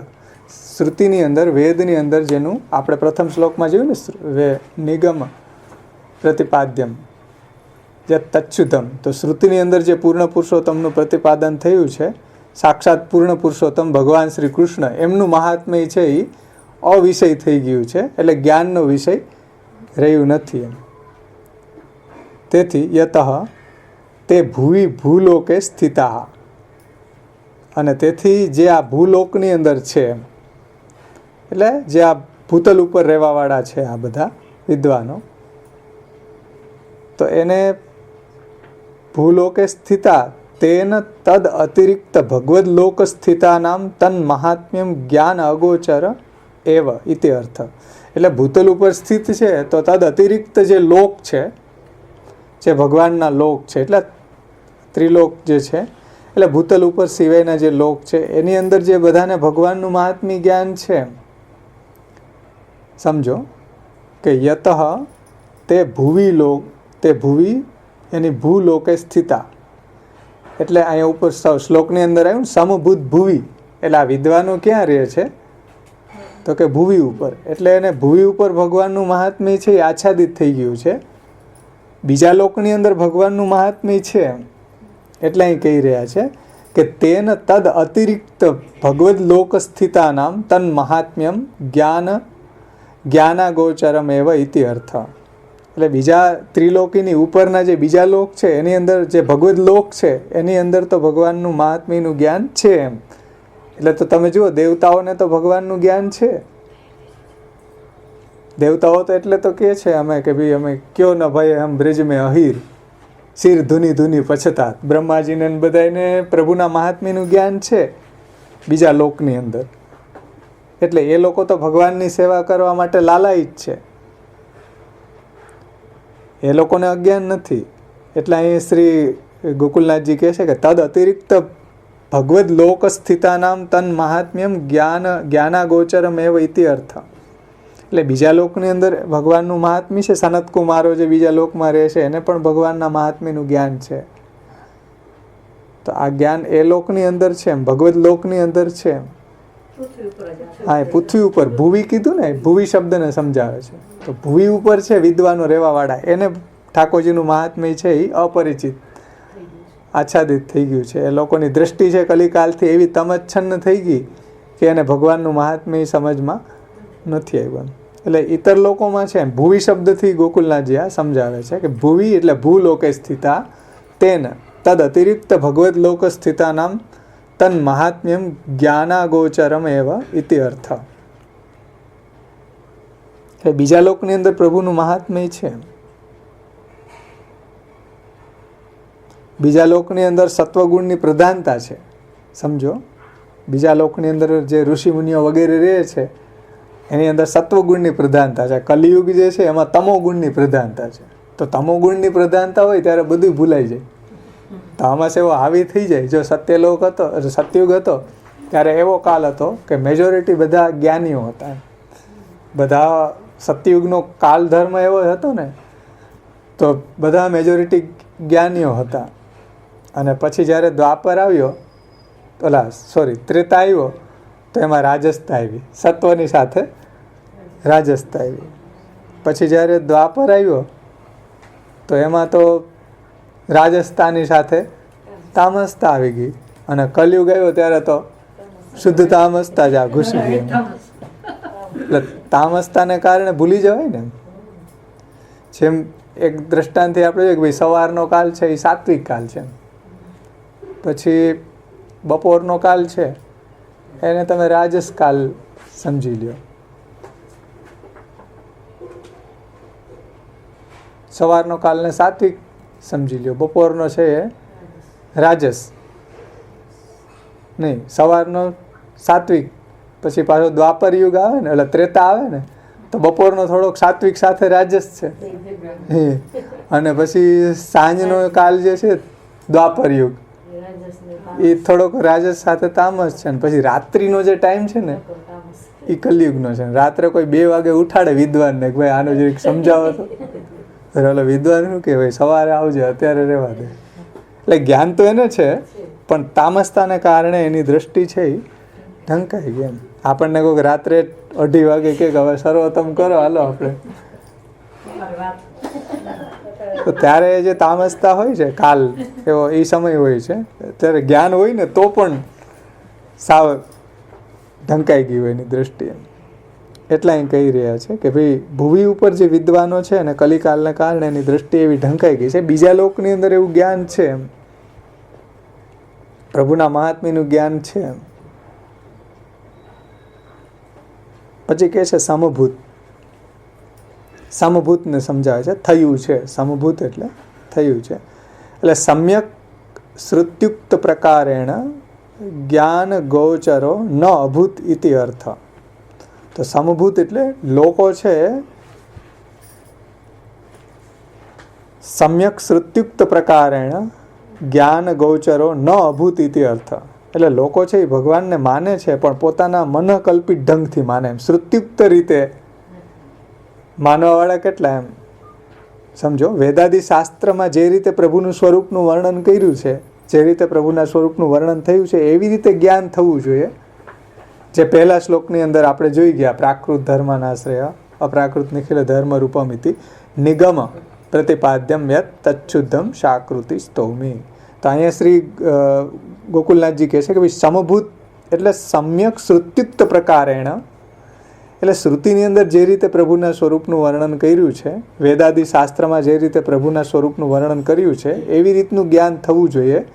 જે પહેલા શ્લોકની અંદર શ્રી ગુસાઈજીએ વર્ણન કર્યું છે એવા પ્રકારનું જ્ઞાન આ લોકની અંદર નથી. ન અભૂત ઇતિ અર્થ. એટલે શ્રુતિની અંદર જે રીતે પુરુષોત્તમનું વર્ણન કર્યું છે, સાક્ષાત પરબ્રહ્મ પૂર્ણ પુરુષોત્તમ શ્રી કૃષ્ણનું વર્ણન કર્યું છે એવું જ્ઞાન કોઈને નથી. એમ શ્રુત્યુક્ત સ્વરૂપનું જે જ્ઞાન છે એ આ વિદ્વાનોને પણ નથી. એમ પોતાના મનગણત રીતે એ લોકો કહે છે. એમ એટલે લોકો ભગવાનને માને પણ પોતાના મનકલ્પિત ઢંગથી માને છે. એટલે એવાને જ્ઞાન ગોચર ન થાય. એમ મનકલ્પિત પ્રકારે માને એવા લોકોને એનું જ્ઞાન ન થાય. એમ સમજો. સમ્યકનો મતલબ અહીંયા એ રીતે લીધું છે કે જે વેદાદી શાસ્ત્રોથી જે રીતે પ્રભુના સ્વરૂપનું સાચું જ્ઞાન થાય છે. વેદેશ્ચ સર્વે અહમેવ વેદ્ય. ભગવાન પણ ગીતાજીમાં કહે છે કે વેદથી હું સારી રીતે જાણી શકાવું છું. એવી રીતના જ્ઞાન થવું જોઈએ જે આપણે આગળ શ્લોકમાં જોઈ ગયા. તો આવા પ્રકારનું જ્ઞાન આ લોકોને નથી, વિદ્વાનોને.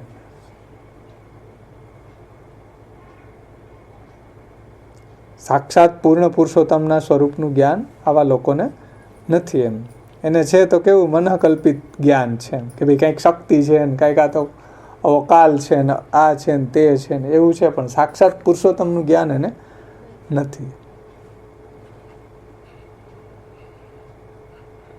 અને અત્યારના જે આ ઇંગ્લિશની અંદર ભણાવે છે એ બધાને આવું જ જ્ઞાન આપવામાં આવે છે ને, કે આ બધા પુરાણો છે એ તો ટાઢાપોરના ગપગોળા છે. આ બધા પુરાણો છે એ બધા ટાઢાપોરના ગપગોળા છે, માઇથોલોજી છે. આવું જ્ઞાન સેન્ટ ઝેવિયર વગેરે સ્કૂલોની અંદર આ લોકો આપે છે કે આ બધું ખોટું છે, એમ તમારું બધું ખોટું છે, અમારું બધું સાચું, અંગ્રેજોનું. તો આવું જ્ઞાન એ લોકો આપે છે. જે શ્રુત્યુક્ત પ્રકારેણ જ્ઞાન ગોચર ન અભૂત, જે શ્રુત્યુક્ત પ્રકારે જ્ઞાન થવું જોઈએ એવું થાય નહીં. આવા માયાવાદીઓ આમાં ઘૂસી ગયા, આવા ક્રિશ્ચાલિટીનો પ્રચાર કરવા માંડી ગયા. મીડિયમ ઇંગ્લિશની સ્કૂલોમાં તમે જુઓ તો કે બધા હિન્દુ ધર્મના બધા પુરાણો છે એ માઇથોલોજી છે, બધું ટાઢાપોરના ગપગોળા છે એવું કહેવા માંડ્યા. એટલે એ લોકોને પછી સાચું જ્ઞાન આપણાઓને નથી થતું. એમ પ્રભુના પુરાણોની અંદર જે પ્રભુની લીલાઓ, પ્રભુના મહાત્મય, આપણા ભાગવત પુરાણમાં પ્રભુના જે અપ્રાકૃત અલૌકિક ધર્મનું વર્ણન છે એ તે ચાંસકલા પુંસ કૃષ્ણસ્તુ ભગવાન સ્વયં, તો એ કૃષ્ણનું વર્ણન છે એ બધાનું કેવી રીતના ખબર પડશે જ્યારે પુરાણોને જ કેન્સલ કરી દેશું તો. એટલે અહીં કહી રહ્યા છે કે ભાઈ સમભૂત એટલે જે રીતે પ્રભુના સ્વરૂપનું જ્ઞાન શ્રુત્યુક્ત રીતે થવું જોઈએ એવું જ્ઞાન આ લોકોને નથી. એમ મનકલ્પિત મનગણત રીતે એ લોકો વર્ણન કરે છે. એટલા માટે કહે છે કે કલિકાલ તમચ્છન્ન દૃષ્ટિત્વાદ વિદુષામપી સંપ્રત્ય વિષયસ્તસ્ય મહાત્મ્યમ સમભૂત ભુવિ. આમાં ગુજરાતીમાંથી આપણે લઈ લઈએ, તમારી પાસે જે છે ને એમાં ગુજરાતીમાં જુઓ કે વેદ અને શાસ્ત્રોનો અભ્યાસ કરેલા વિદ્વાનોની પણ દ્રષ્ટિ કલિકાલથી ઉત્પન્ન થયેલું જે તમ છે, અજ્ઞાન છે, એનાથી છન્ના એટલે સર્વ તરફથી છવાઈ ગયેલી હોવાથી. એટલે જાણે છે વિદ્વાનોય છે, પણ કલિકાલથી એની દ્રષ્ટિ છે એ એકદમ ઢંકાઈ ગઈ છે, સર્વ તરફથી છવાઈ ગયેલી હોવાથી હમણાં કલિકાલની અંદર તેમના એટલે કે શ્રુતિમાં જણાવેલા સાક્ષાત પૂર્ણ પુરુષોત્તમના મહાત્મ્યનું જ્ઞાન છે અત્યારે આચ્છાદિત થઈ ગયું છે. સંપ્રતિ અવિષયસ્તસ્ય અવિષય થઈ ગયું છે એટલે આચ્છાદિત થઈ ગયું છે.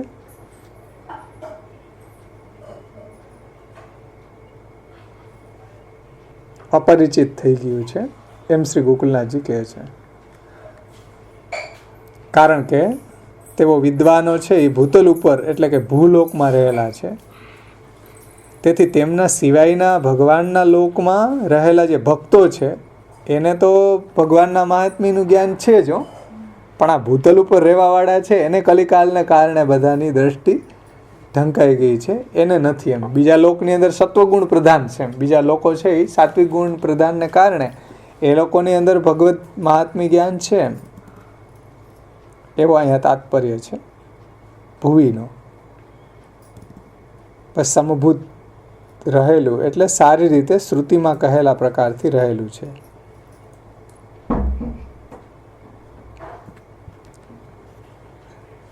રહેલું એટલે સારી રીતે શ્રુતિમાં કહેલા પ્રકારથી રહેલું નથી એવો અર્થ છે. એટલે શ્રુતિમાં જે રીતે પ્રભુના સ્વરૂપનું વર્ણન કર્યું છે, સાક્ષાત પરબ્રહ્મ પૂર્ણ પુરુષોત્તમ પ્રાકૃત ધર્મના શ્રેય અપ્રાકૃત નિખિલ ધર્મ રૂપમિતિ એવું જ્ઞાન એને રહ્યું નથી. શ્રુત્યુક્ત પ્રકારનું જ્ઞાન એને રહ્યું નથી. જો સમ્યક શ્રુત્યુક્ત પ્રકારેણ જ્ઞાન ગોચરો ન અભૂત એવું જ્ઞાન આ વિદ્વાનોને નથી. તો કેવું છે, મનગઢત જ્ઞાન છે, કંઈક પોતપોતાની રીતે અપની અપની ડફલી ને અપના રાગ બધાય બજાવે છે, પણ ભગવાનના સાચા સ્વરૂપનું જ્ઞાન કોઈને નથી. એ આચ્છાદિત થઈ ગયું છે. એટલે તો ઠાકોરજીને દયા ઉપજી ને કે ભાઈ મારા દૈવી જીવો છે એને આવું જ્ઞાન નથી મારા સ્વરૂપનું, તો એ મારા સુધી પહોંચે કેવી રીતના? એટલે દયા નિજ મહાત્મ્યમ કરીશન પ્રકટમ હરિ વાણ્યા યદા તદા સ્વાસ્યમ પ્રાદુર્ભૂતમ ચકારહિ. તો માયાવાદનું એટલું પ્રચંડ વર્ચસ્વ હતું કે દૈવી જીવો પણ એમાં સંશયગ્રસ્ત જીવતા હતા એમ. એને ભગવાનના સ્વરૂપનું સાચું જ્ઞાન ન હતું એમ. એટલે અહીંયા ગુસાઈજી કહે છે કે ભાઈ કલિકાલ ને એવી તમચ્છન્ન કલિકાલ રૂપી અંધકાર એવો છવાઈ ગયો કે એની દ્રષ્ટિ સાવ ઢંકાઈ ગઈ એમ. એટલે એનું અજ્ઞાન. એટલે દેખાતું તો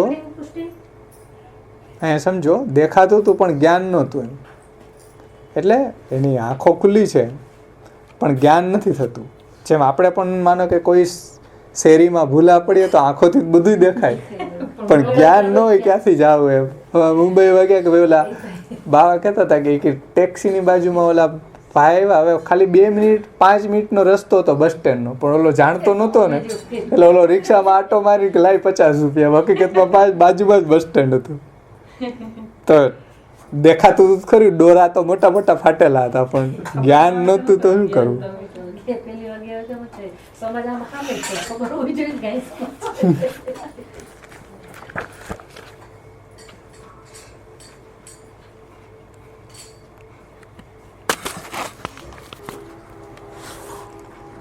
ચાચા ગોપેશ્વરજી આ શ્લોક ઉપર બહુ સુંદર સમજાવે છે.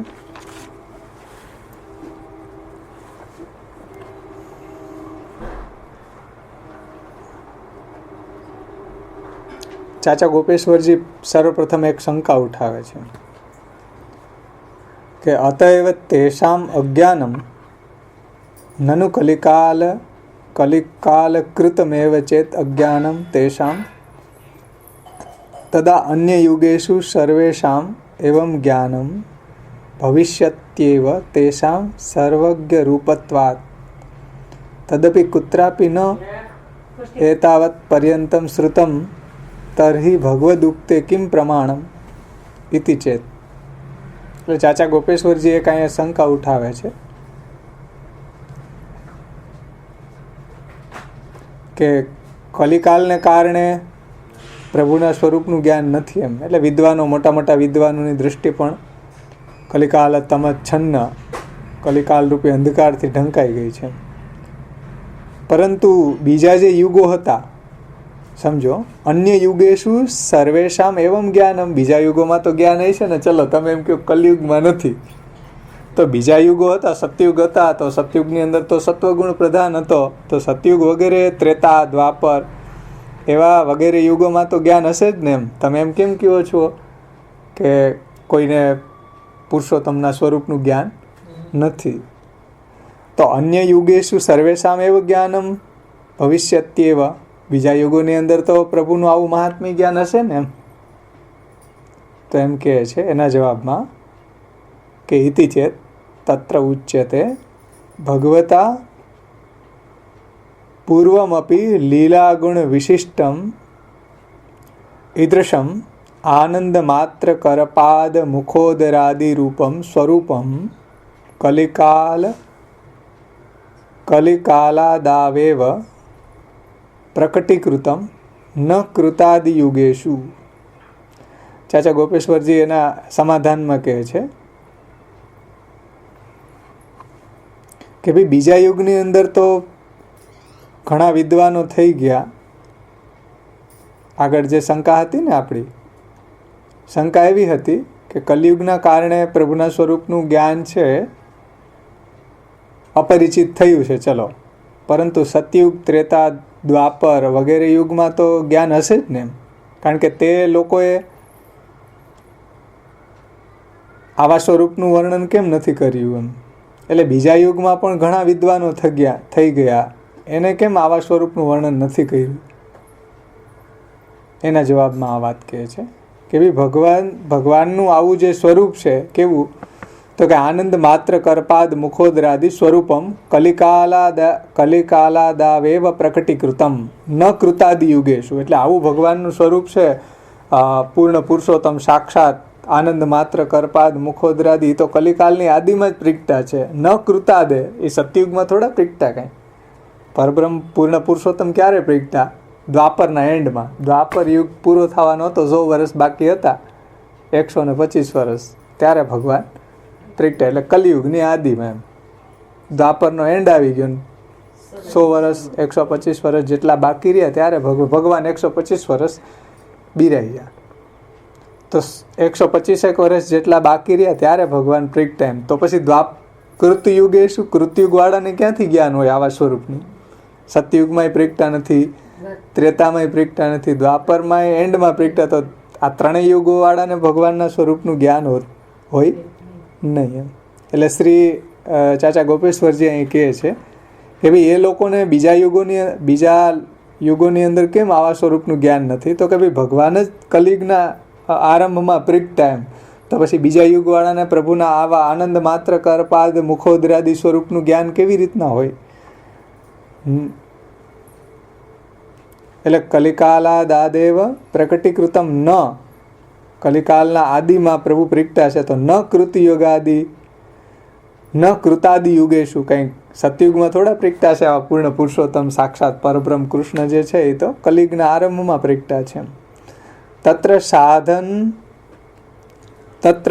સાધનાનામેવ મુખ્યત્વાत् તત્ સાધ્ય ફલસ્ય પુરુષોત્તમ વિભૂતિ રૂપત્વાत् અત્ર સાક્ષાત પુરુષોત્તમસ્ય ફલ રૂપત્વાत्.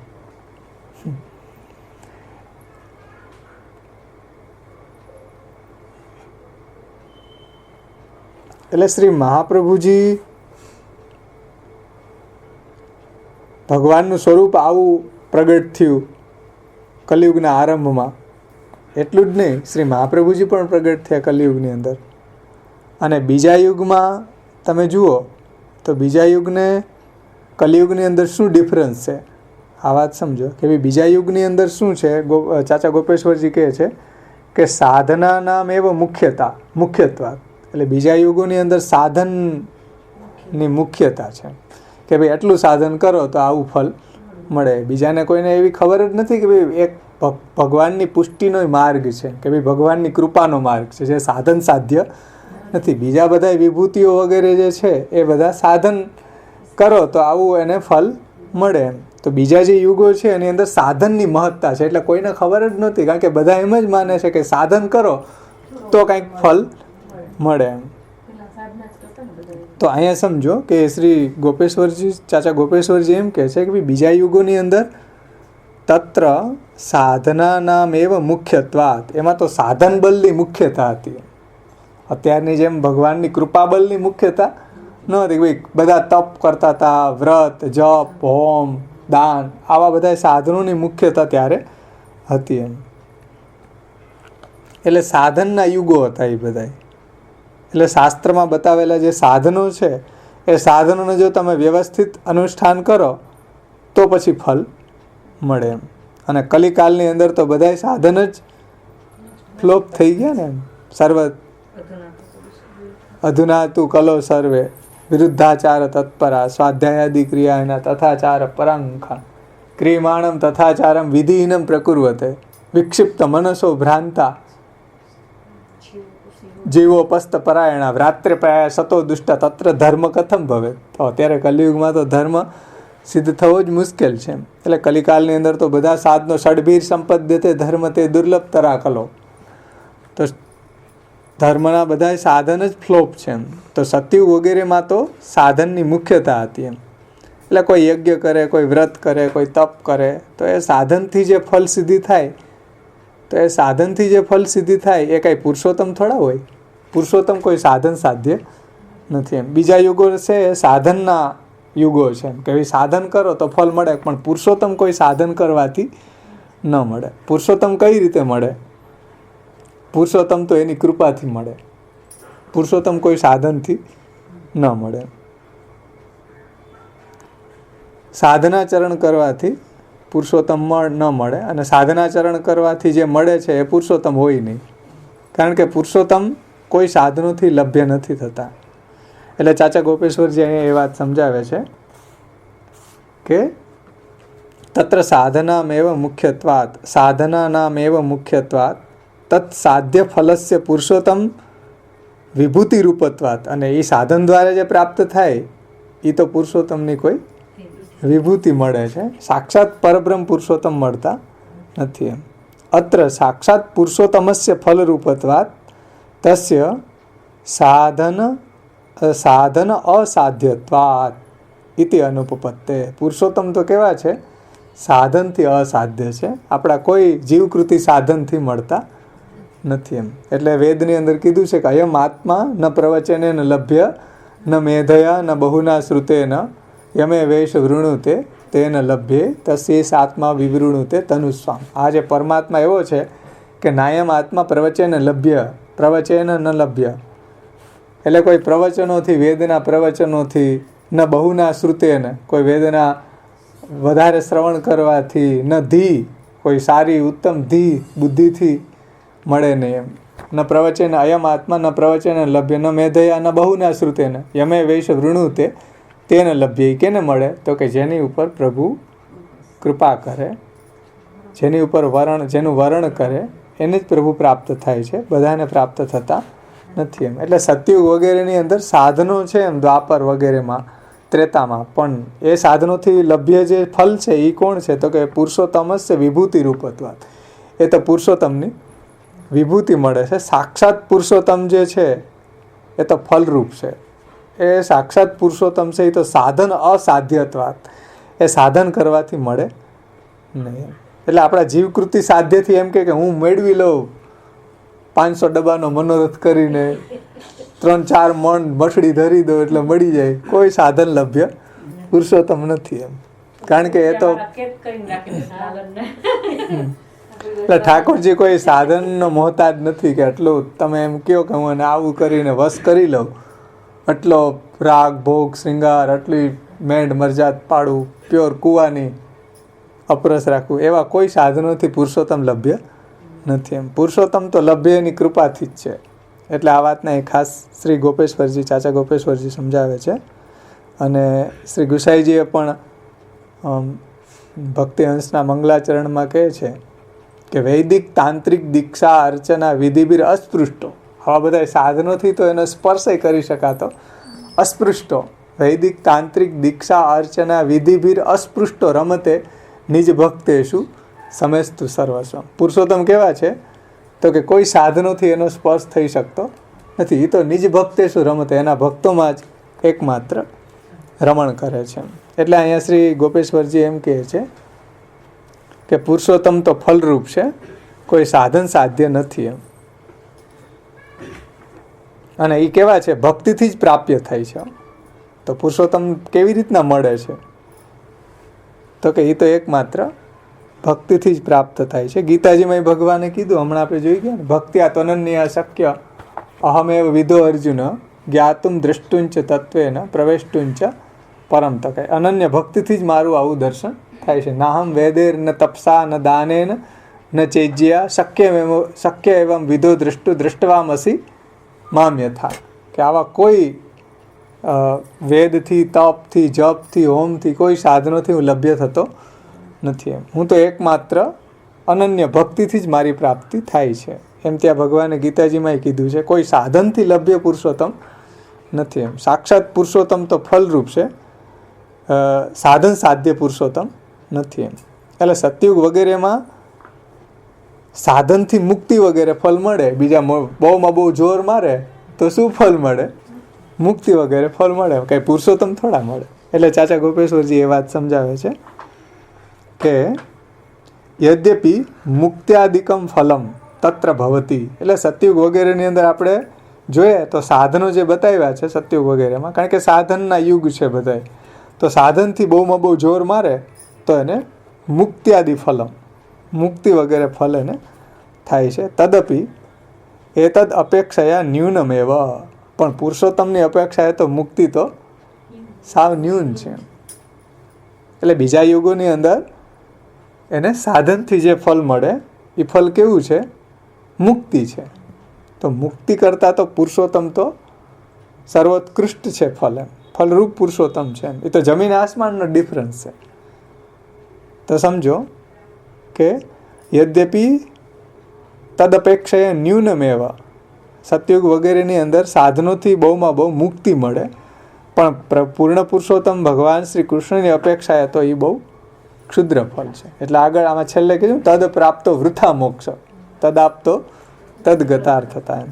કે ભાઈ કૃષ્ણ ન મળ્યા તો અમારે મોક્ષ નથી જોતો, અને કૃષ્ણ મળ્યા તો મોક્ષ જોતો જ નથી, પણ ન મળ્યા તોય નથી જોતો. કારણ કે ભગવાનના ભક્તો જે છે એને 4 પ્રકારની મુક્તિ આપે ભગવાન, તો એ લેતા નથી. એમ તૃતીય સ્કંદની અંદર કીધું છે કે ભાઈ મારા એવા અનન્ય ભક્તો છે એને હું સાયુજ્ય સામીપ્ય સાલોક્ય સારૂપ્યમ એકત્વમ અપ્યુત દીયમાનમ ન ગૃહણંતી વિના મત્સેવનમ જના, મારી સેવાના ભોગે એ 4 પ્રકારની મુક્તિને પણ ઈચ્છતા નથી. એમ તો એ વાત અહીંયા ચાચા ગોપેશ્વરજી કહે છે કે સાધનોથી તો મુક્તિ મળે છે, પણ એ મુક્તિ તો છે પુરુષોત્તમની કમ્પેરિઝનમાં તો બહુ ક્ષુદ્ર વસ્તુ છે, ન્યૂન છે. અને તદા સ્વલીલા સમયે તત્ સાક્ષાત સ્વરૂપ બલે નૈવ સ્વીયેષુ સર્વ સ્વમહાત્મ્યમ પ્રકટીકૃતમ ન સાધને. એટલે જ્યારે પ્રભુ કલિયુગના આરંભમાં પ્રગટ થયા ત્યારે તો સ્વલીલા સમયે તત્ સાક્ષાત સ્વરૂપ બલે નૈવ સ્વીયેષુ સર્વ મહાત્મ્ય પ્રકટીકૃતમ. એટલે જ્યારે પ્રભુ પ્રગટ થયા ત્યારે તો પોતાના સાક્ષાત સ્વરૂપ બલથી જ બધા ભક્તોને પોતાનું સ્વ મહાત્મ્ય, બધાની સામે પોતાનું મહાત્મ્ય પ્રગટ કરી દે છે. એમાં કોઈ એને સાધનની જરૂર પડી નથી. એમ જો ભગવાન જ્યારે પ્રગટ્યા ત્યારે કોઈ સાધનની અપેક્ષા ભગવાને રાખી નથી. અહન્યાપૃતમ નિશિશયાનમ અતિશ્રમેણ લોકમ વિકુંઠમ ઉપનિશ્યતિ ગોકુલમ સ્વમ. કે ભાઈ ગોકુલવાસીઓ બધા વ્રજવાસીઓ દિવસે કામમાં વ્યસ્ત અને રાત્રે ઘસઘસાટ નિંદ્રામાં સૂઈ જતા એવા વ્રજવાસીઓને ભગવાન વૈકુંઠમાં લઈ ગયા. એમ કોઈ સાધન કર્યું નથી. તો સમજો એ વાત અહીંયા ચાચા ગોપેશ્વરજી સમજાવે છે કે ભાઈ ભગવાન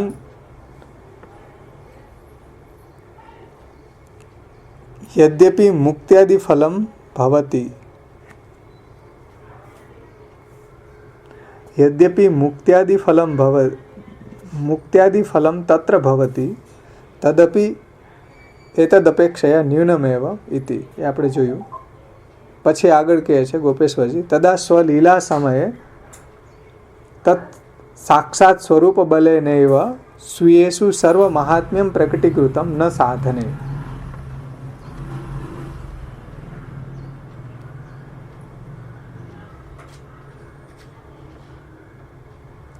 કે ભગવત પ્રાપ્તિ કરતાં મુક્તિ છે ન્યૂન છે, તુચ્છ છે. એટલે કલિયુગના આદિમાં જે પ્રભુનું સ્વરૂપ પ્રગટ્યું, જે સાક્ષાત પરબ્રહ્મ પૂર્ણ પુરુષોત્તમ શ્રી કૃષ્ણ, એ તો એ પ્રાગટ્ય થયું એ કોઈ સાધનથી પ્રાગટ્ય નથી થયો. સમજો અહીંયા જેમ સતયુગની અંદર સાધન બલથી કોઈ ભગવાનની વિભૂતિનું કોઈ સાધન કરવામાં આવે કે પ્રગટ થાય અથવા તો એને કોઈ મુક્તિ વગેરે પ્રદાન કરે, એવું પ્રાગટ્ય ભગવાનનું નથી. એટલે ભગવાન જે કલિયુગના આરંભમાં પ્રગટ્યા છે એ કોઈ સાધનથી પ્રગટ્યા નથી. એ તો પ્રભુ પોતાની ઈચ્છાથી પ્રગટ્યા છે. સમજો અહીં કીધું છે કે સ્વલીલા સમયે તત્ સાક્ષાત સ્વરૂપ બલે નૈવ સ્વીયેષુ સર્વ મહાત્મ્યમ પ્રકટીકૃતમ ન સાધને. એટલે કોઈ સાધનથી એનું પ્રાગટ્ય નથી. પ્રભુ પોતાની ઈચ્છાથી પ્રગટ્યા છે. શા માટે પ્રગટ્યા છે? દૈવી જીવોનો જે પોતાના ભક્તો છે એને પોતાનામાં નિરુદ્ધ કરવા માટે પ્રગટ્યા છે. કોઈ સાધનથી પ્રગટ્યા નથી. સમજો, સાધનથી પ્રગટ્યા નથી પણ પ્રમેય બલથી પ્રગટ્યા છે. પ્રમેય બલ એટલે પ્રભુની સ્વતંત્ર ઈચ્છા. અહીંયા કહી રહ્યા છે કે તત્ સાક્ષાત સ્વરૂપ બલે નૈવ. એટલે પ્રભુ છે પોતે પ્રમેય બલથી પ્રગટ્યા છે, સ્વતંત્ર ઈચ્છાથી પ્રગટ્યા છે, કોઈ સાધનથી પ્રગટ્યા નથી. ગાલો આ લોકોએ એટલા સાધન કર્યા એટલે જો ભગવાન પ્રગટ થયા, એવું નથી. પૂર્ણ પુરુષોત્તમ જે પ્રગટ થયા એ કોઈ સાધનથી પ્રગટ્યા નથી કે આને આટલા સાધન કર્યા, એવા કોઈ સાધનોથી પ્રગટ્યા નથી. પ્રભુ સ્વતંત્ર ઈચ્છાથી પ્રગટ્યા છે કે મારે આ ભક્તને સ્વરૂપાનંદનું દાન કરવું છે, કે મારે આને ભક્તિનું દાન આપવું છે. જેને સાધનથી ફલ આપવું એ તો બધી મર્યાદા સૃષ્ટિ છે. સમજો, પ્રભુને જેને સાધનથી ફલ આપવું છે એ તો બધી મર્યાદા સૃષ્ટિ છે. અને જેને પ્રભુને પોતાના કૃપા બલથી પોતાના ઈચ્છા બલથી ફલ આપવું છે એ તો બધી પુષ્ટિ સૃષ્ટિ છે. અને જેને સંસારમાં જ રાખવા છે એ બધી પ્રવાહી સૃષ્ટિ છે. જેના પ્રત્યે ભગવાને કોઈ નિર્ણય જ નથી લીધો, એ જ ભગવાનનો નિર્ણય, એ બધા પ્રવાહી જેવો. નો ડિસિઝન ઇઝ માય ડિસિઝન.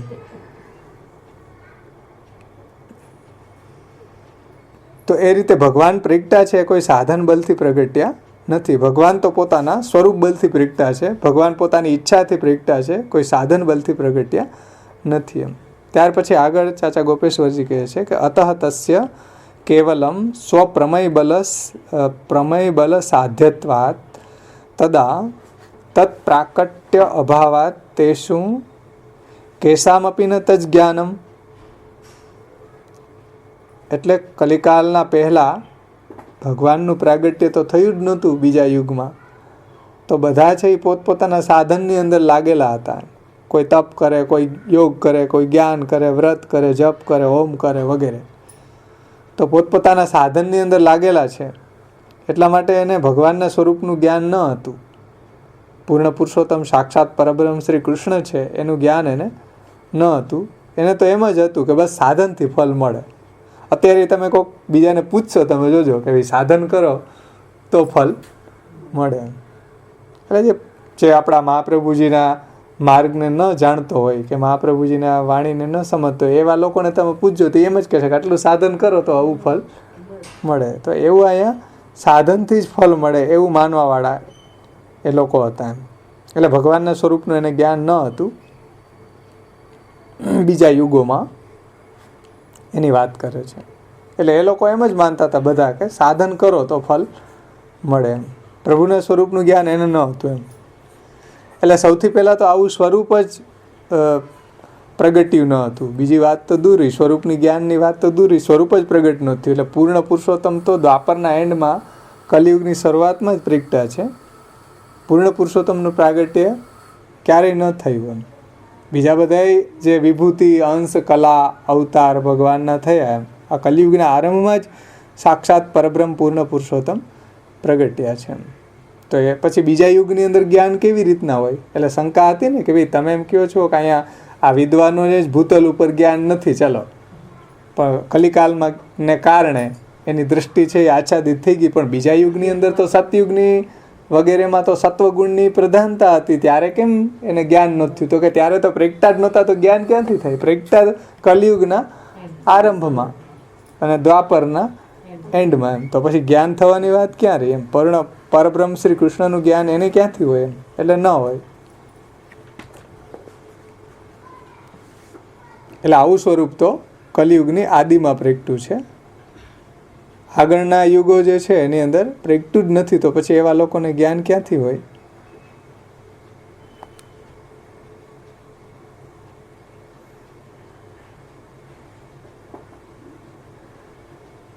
એટલે ચાચા ગોપેશ્વરજી અહીંયા કહે છે કે તત્ પ્રાકટ્ય અભાવાત તેષુ કેશામપી ન તજ જ્ઞાનમ.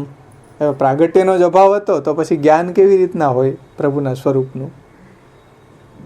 ત્યાર પછી આગળ ગોપેશ્વરજી કહે છે કે સર્વેષામ મર્યાદા માર્ગાસક્ત સાધનેસ્વેવ પ્રવૃત્તત્વાત પશ્ચાત નિજમ મહાત્મ્યમ સર્વ સ્વપ્રાદુર્ભાવ સમયે પુનઃ કલૌ સર્વ અવિષયમ અભૂત. એટલે ભગવાન જ્યારે પ્રગટા હતા ત્યારે તો બધાને પ્રમેય બલથી જ પ્રભુએ ઉદ્ધાર કરી દીધો, બધાને પ્રભુના મહાત્મ્યનું જ્ઞાન થઈ ગયું. પણ જ્યારે પ્રભુની જ્યારે અનવતાર દશા થઈ ગઈ ત્યારે ફરી પાછું મહાત્મ્ય ભૂલી ગયા, બધા આચ્છાદિત થઈ ગઈ. અવતાર દશા હતી ત્યારે બધાને ભગવાનનું મહાત્મ્ય જ્ઞાન હતું, પ્રભુએ બધાનો ઉદ્ધાર કર્યો સ્વરૂપ બલથી, કૃપા બલથી. પણ જ્યારે અનવતાર દશા થઈ ત્યારે ફરી પાછું પ્રભુનું મહાત્મ્ય છે એ ભૂતલ ઉપર આચ્છાદિત થઈ ગયા. એટલે જ્યારે ભગવાનનો પ્રાદુર્ભાવનો સમય હતો ત્યારે તો બધાને જ્ઞાન થયું એમ. જે ભક્તો હતા એમને બધાને જ્ઞાન પ્રભુના સ્વરૂપનું થયું એમ. અને પછી જ્યારે અનવતાર કાલ થયો અહીં કહે છે કે તત્પશ્ચાત નિજ મહાત્મ્યમ સર્વ સ્વપ્રાદુર્ભાવ સમયે પુનઃ કલો સર્વ અવિષય અભૂત. જ્યારે પ્રગટા હતા પ્રભુ કલિયુગની આદિમાં ત્યારે જે ભક્તો હતા એને પ્રભુના આવા મહાત્મ્યનું જ્ઞાન બધાને હતું. પણ જ્યારે પ્રભુનો અનવતાર કાલ થયો ત્યારે ફરી પાછું શ્રી પ્રભુનું જ્ઞાન આચ્છાદિત થઈ ગયું. તેન પ્રાદુર્ભાવ સમય એવ તજ જ્ઞાનમ જાતમ. એટલે પ્રાદુર્ભાવના સમયમાં તો ભગવાનનું જ્ઞાન પ્રગટ હતું, બધા ભક્તોને પ્રભુના મહાત્મ્યનું જ્ઞાન હતું. ન અન્યદા ઇતિ સૂચિતમ.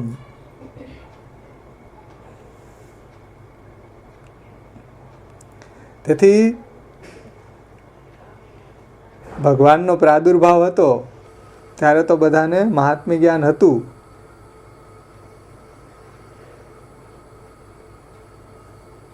પણ પછી ભગવાનનું મહાત્મ્ય જ્ઞાન છે ફરી પાછું આચ્છાદિત થઈ ગયું. અને ત્યાંથી આરંભ કરીને અત્યાર સુધીના બધા વિદ્વાનોને બધા મર્યાદા માર્ગી સાધનોનું જ્ઞાન છે, પણ આજે પુષ્ટિ પુરુષોત્તમનું જ્ઞાન છે એ એને નથી. એમ આ તો આપણા મહાપ્રભુજી પ્રગટ થયા, શ્રી આચાર્યજી મહાપ્રભુજી પ્રગટ થયા, તેથી બધાને એવું જ્ઞાન થયું કે ભગવાન છે એ ભક્તિથી લભ્ય છે, પુષ્ટિ માર્ગ એક અલગ માર્ગ છે. આવું જ્ઞાન પહેલાં કોઈને હતું નહીં. એમ ભગવાનની અવતાર દશા હતી ત્યારે ભક્તોને એવું પ્રભુનું મહાત્મ્ય જ્ઞાન હતું, પણ પ્રભુ જ્યારે અંતર્ધ્યાન થયા પછી કોઈને પૂર્ણ પુરુષોત્તમનું આવું મહાત્મ્યનું જ્ઞાન કોઈને હતું નહીં. એમ એટલે સાધારણ જ્ઞાન હતું, પણ આવો પુષ્ટિ માર્ગ છે કે જે કોઈ સાધન બલથી નહીં, પણ યદા યસ્યાનુગૃહણાતિ સ ભગવાન આત્મભાવિત સ જાતિ મતિમ લોકે વેદે ચ પરિનિષ્ઠિત. ભગવાન જ્યારે જે જીવ ઉપર એવો અનુગ્રહ કરે ત્યારે એ લોક અને વેદમાં ગળાડૂબ હોય તો પણ એમાંથી એની નીકળી જાય છે, એની બુદ્ધિ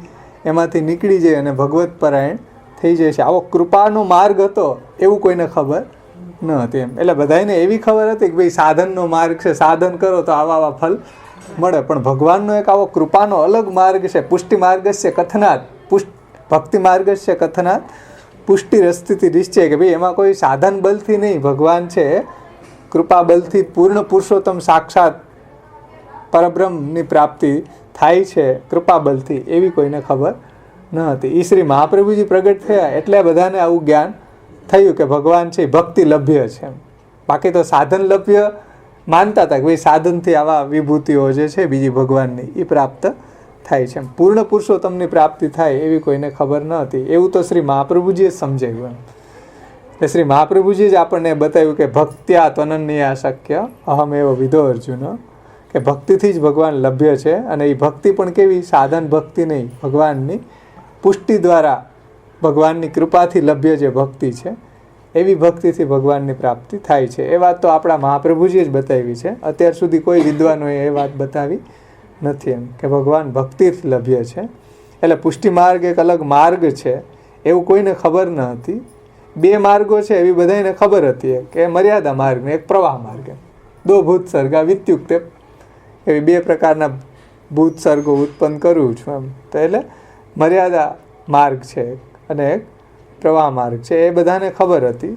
પણ ભગવાનની સેવામાં એક જે માર્ગ છે, જે ભગવાન પૂર્ણ પુરુષોત્તમને પ્રાપ્તિનો એક માર્ગ છે, પુષ્ટિ માર્ગ, એવી તો શ્રી મહાપ્રભુજી જ બધાને જ્ઞાન આપ્યું. શ્રી મહાપ્રભુજી જ એ વાત બધાને સમજાવી. એમ એટલે આપણે ભક્તિવર્ધનીની ભૂમિકામાં એ વાત જોતા હતા ને કે ભાઈ આ ભક્તિના તો કેટલા બધા સાધનો છે, તમારે ભક્તિવર્ધની લખવાની શું આવશ્યકતા પડી. એમ ભક્તિના વર્ધનના તો કેટલા બધા ઉપાય ભાગવત વગેરેની અંદર બતાવ્યા છે. તો ત્યાં પણ શ્રી ગોકુલનાથજી વગેરે ટીકાકારો એ જ સમજાવ્યું કે ભાઈ શાસ્ત્રમાં જે ભક્તિવર્ધનના ઉપાયો બતાવ્યા છે એ કેવા છે, મર્યાદા માર્ગી ભક્તિના વર્ધનના ઉપાયો છે. પુષ્ટિ ભક્તિના વર્ધનના ઉપાયો નથી. એટલે શ્રી મહાપ્રભુજી અલગ ભક્તિવર્ધની ગ્રંથ લખ્યો છે. તો શાસ્ત્રની અંદર જે વર્ણિત છે મર્યાદા ભક્તિના ઉપાયો તો શાસ્ત્રમાં વર્ણિત છે, પણ પુષ્ટિ ભક્તિ માર્ગ છે કે જે ભગવાનની કૃપા ઉપર જ ડિપેન્ડન્ટ છે, એની ઉપર જ જે આધાર રાખવાવાળો છે, કે ભગવાનના અનુગ્રહથી જે પ્રાપ્ત થાય છે આપણને, આપણા કોઈ સાધન બલથી પ્રાપ્ત થતો નથી. એ વાત તો આપણા મહાપ્રભુજીએ આપણને બતાવી છે કે ભાઈ બીજા બધા માર્ગોની અંદર તો સાધન કરીને ફલ મેળવવાનું છે. અહીંયા તો ભગવાન ખુદ ભક્ત સુધી, ભક્તની પાસે આવી રહ્યા છે. તો એવો માર્ગ આ પુષ્ટિ ભક્તિ માર્ગ છે. તો એવો તો શ્રી મહાપ્રભુજીએ જ બતાવ્યો છે, એમ અહીંયા આપ શ્રી કહે છે.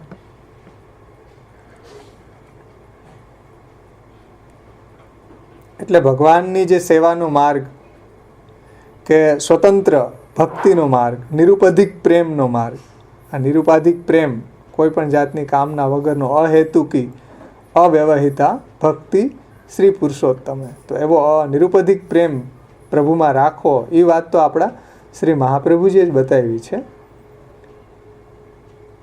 અને આ વાતની પ્રભુ પ્રગટ્યા ત્યારે બધાને ખબર હતી, પરંતુ ત્યારે પ્રભુએ સ્વરૂપ બલથી ઉદ્ધાર કર્યો હતો. ત્યારે કોઈ એવા સાધનોની અપેક્ષા ભગવાને રાખી નથી. એમ જે ભગવાનની અડફેટે ચડ્યો ઉદ્ધાર, તો ત્યારે ભગવાને કોઈ સાધનનો વિચાર નહોતો કર્યો. તો આવું પ્રભુનું જે મહાત્મ્ય એ પ્રભુના પ્રગટ્ય અવસ્થામાં હતું, પરંતુ ત્યારે પ્રભુએ સ્વરૂપ બલથી ઉદ્ધાર કર્યો. પરંતુ આવો માર્ગ છે એવું જ્ઞાન તો શ્રી મહાપ્રભુજી આપણને બતાવ્યું.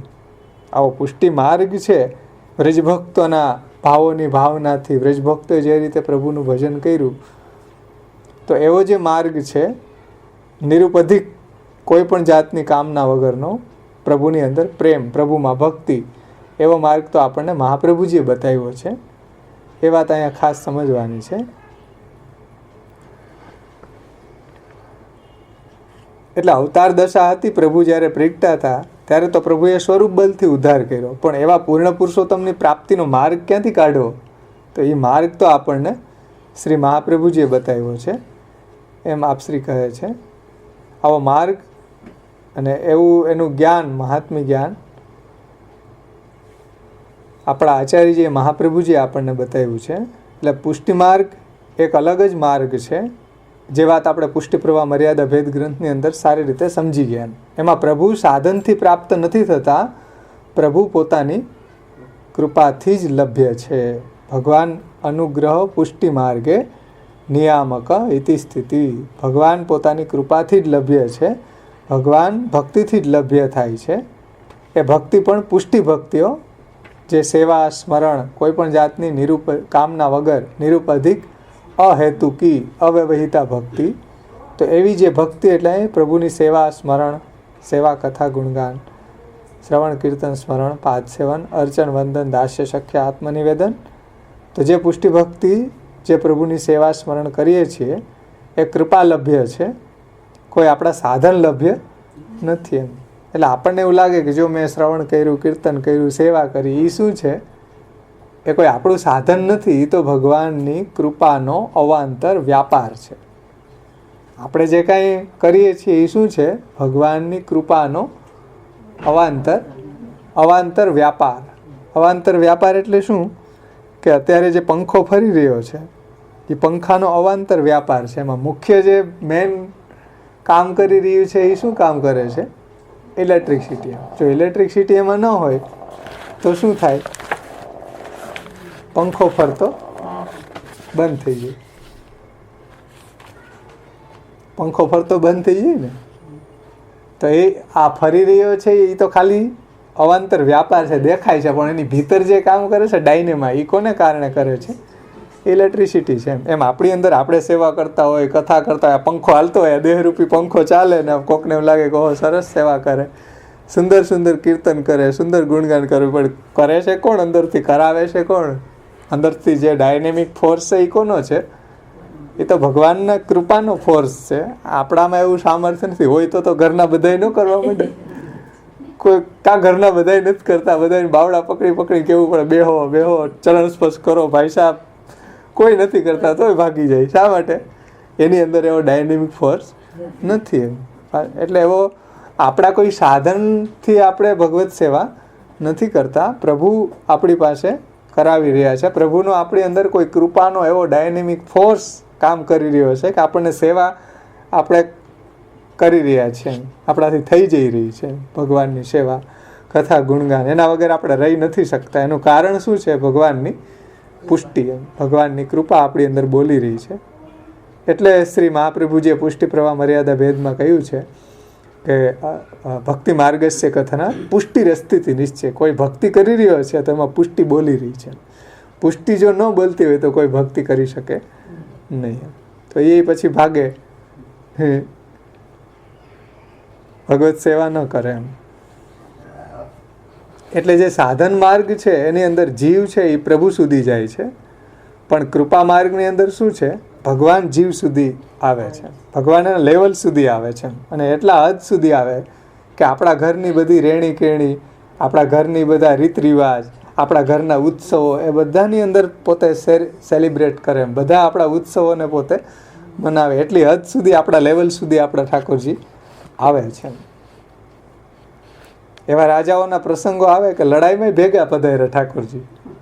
તો લડાઈમાં કેમ ભેગા પધારે? કારણ કે છે ઠાકોરજીને એની સાથે એવો લગાવ. લડાઈમાં ભેગા પધારે, મુસાફરીમાં ભેગા પધારે. એટલે કારણ કે પ્રભુ જીવ ભક્ત સુધી આવ્યા છે ને. બીજા જે સાધન માર્ગ છે એની અંદર તો ભક્ત છે એ ભગવાન સુધી જવાના માર્ગો છે. પુષ્ટિ માર્ગ તો એવો છે કે ભગવાન પોતે ભક્ત પાસે આવી રહ્યું છે. એટલે કૃષ્ણાનુગ્રહ રૂપા આમાં આવે ને, હા, કૃષ્ણાધીના તું મર્યાદા સ્વાધીના તું પુષ્ટિ રૂચ્યતે. એટલે જીવ કૃષ્ણને અધીન થાય એ તો મર્યાદા છે, પણ જ્યારે પ્રભુ જીવ ભક્તને અધીન થઈ જાય એનું નામ પુષ્ટિ છે. કૃષ્ણાધીના તું મર્યાદા સ્વાધીના તું પુષ્ટિ રૂચ્યતે. એમ શ્રી મહાપ્રભુજી નિબંધમાં આજ્ઞા કરે ભાગવતાર્થ પ્રકરણમાં કે જીવ કૃષ્ણને અધીન થાય એ મર્યાદા છે, પણ ભગવાન ભક્તને અધીન થઈ જાય એનું નામ પુષ્ટિ છે. આગળ થોડુંક છે, હવે થોડું લઈ લે.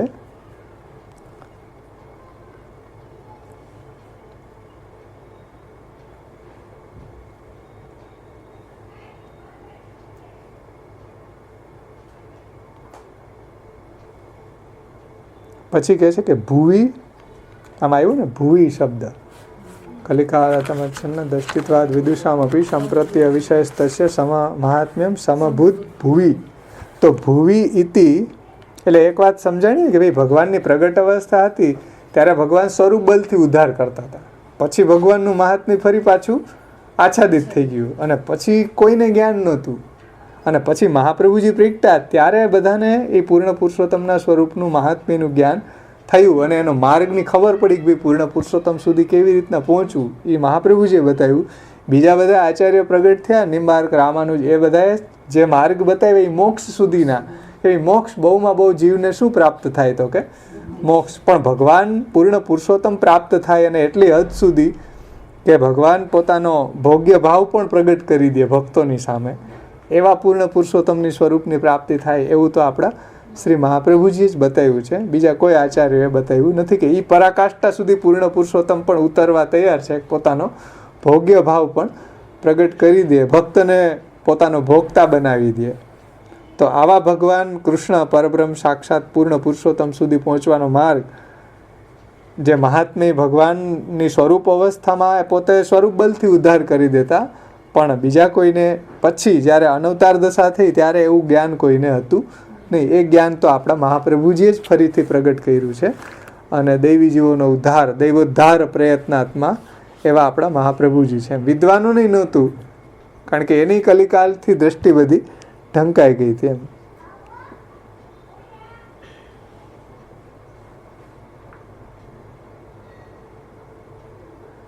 ત્યાર પછી ભૂવી શબ્દને સમજાવે છે કે ભાઈ ભૂવી ઇતિ પદેન ભૂમિસ્તુ ભક્તા સર્વદા. ભૂમિ પણ ભગવાનની ભક્ત છે. તો ભગવાન જ્યારે ભૂતલ ઉપર બિરાજતા હતા ત્યારે ભૂમિ પણ એટલી પ્રસન્નતામાં હતી, ખુશખુશાલ હતી કે ભાઈ ઠાકોરજીના જે શંખ અને અંકુશ, વજ્ર, સ્વસ્તિકવાળા પ્રભુના જે ચરણ ચિહ્નો છે એ મારા શ્રીઅંગ ઉપર બિરાજમાન છે. જ્યારે ઠાકોરજી બિરાજતા હતા ત્યારે ભૂમિ પણ પ્રભુના ચરણના સ્પર્શના સુખથી એકદમ આનંદિત હતી. એમ એટલે ભૂમિ ભાગ્ય આગળ પણ નામ આવશે ને.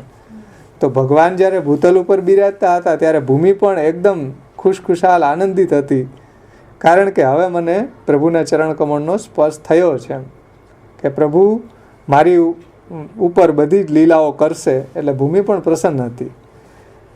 પરંતુ જ્યારે પ્રભુનો અનવતાર થયો, એ કહે છે કે ભાઈ અધુનામ તદ અભાવાત તસ્ય અપી મહદ દુઃખમ સૂચિતમ. અને ફરી પાછો જ્યારે ભગવાનનો અનવતાર થઈ ગયો, અનવતાર કાલ આવ્યો, ત્યારે ભૂમિ ફરી પાછી દુઃખી થઈ ગઈ. એટલે જ્યારે પ્રભુ બિરાજતા હતા, કારણ કે ભૂમિ ભક્ત છે ને, તો ભૂમિસ્તુ ભક્તા એવ ભક્તા સર્વદા પ્રાકટ્ય સમયે તચ્ચરણ સંબંધાત સરસા તિષ્ઠતી. એટલે ભગવાન જ્યારે ભૂતલ ઉપર બિરાજતા હતા ત્યારે તો ભગવાનના ચરણ કમળના સંબંધથી એ પણ સરસા એટલે ભક્તિ રસથી તરબોળ થઈ ગઈ ભૂમિએ. મેં કીધું કે સરસા તિષ્ઠતી એટલે ભક્તિ રસથી અત્યારે સભર બની ગઈ હતી એમ. પણ અધુના તદ અભાવાત, પણ હવે તો ભગવાનનો અનવતાર કાળ છે. એટલે જ્યારે પ્રભુ અંતર્ધ્યાન લીલા કરી ત્યારે ફરી પાછી ભૂમિ દુઃખ પામી ગઈ, ફરી પાછું એને દુઃખ થઈ ગયું એમ. એટલે અધુના તદ અભાવાત, હવે તો ભગવાનનો અવતાર કાળ નથી. તસ્યાપી મહદ દુઃખમ, ફરી પાછી એ દુઃખી થઈ ગઈ ભૂમિ પણ, એ વાત અહીંયા સૂચિત થાય છે. અને અતએવ આચાર્ય પ્રાકટ્ય તદ દુઃખ છે નિવૃત્તત્વાદ. અને ફરી પાછા મહાપ્રભુજી પ્રગટા એટલે ભૂમિ ફરી પાછી પ્રસન્ન થઈ ગઈ. જો ઠાકોરજી ફરી પાછા મહાપ્રભુજી આચાર્ય રૂપે ભૂતલ ઉપર પ્રગટા. એટલે માટે સર્વોત્તમ સ્તોત્રની અંદર 32મું નામ છે ભૂમિ ભાગ્યમ, કે આ ભૂમિનું ભાગ્ય છે કે પ્રભુ પાછા આચાર્યજી રૂપે પ્રગટ થયા. અને હવે જ્યારે આચાર્યજી પ્રગટ થયા ત્યારે ફરીથી ભૂમિનું દુઃખ છે એ બધું દૂર થઈ ગયું. તેથી શ્રી મહાપ્રભુજીનું એક નામ સર્વોત્તમ સ્તોત્રમાં છે ભૂમિ ભાગ્યમ, કારણ કે સાક્ષાત પૂર્ણ પુરુષોત્તમ ફરી પાછા ભૂતલ ઉપર પ્રગટા છે. એટલે ભૂમિ પણ ફરીથી પાછી આનંદિત થઈ ગઈ છે.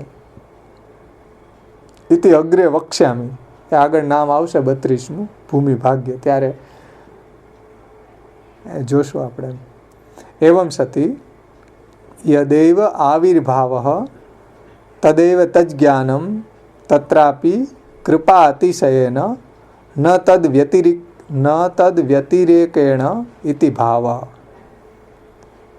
એટલે ચાચા ગોપેશ્વરજી અહીંયા કહે છે કે તેથી એ જ જ્ઞાન જે પ્રભુના અવતાર પછી લુપ્ત થઈ ગયું હતું એ ફરીથી શ્રી મહાપ્રભુજીએ ભૂતલ ઉપર પધારીને પ્રભુના એવું જ્ઞાન, પ્રભુનું મહાત્મ્ય જ્ઞાન આપણને પ્રગટ કર્યું. એટલે શ્રી મહાપ્રભુજીએ ફરી પાછું પ્રગટ કર્યું. એ જે માર્ગ હતો પુષ્ટિનો માર્ગ, જે પ્રભુએ પ્રગટ કર્યો હતો જ્યારે અવતાર વખતે, એ જ માર્ગ અત્યારે આપણા મહાપ્રભુજીએ પ્રગટ કર્યો છે. એ વાત અહીંયા ચાચા ગોપેશ્વરજી સમજાવે છે કે જે માર્ગ પ્રભુની અવતાર દશા વખતે જે પુષ્ટિ માર્ગ હતો, કે જે પ્રભુ પોતે સ્વરૂપ બલથી ઉદ્ધાર કરતા હતા, એ માર્ગ આચ્છાદિત થઈ ગયો હતો.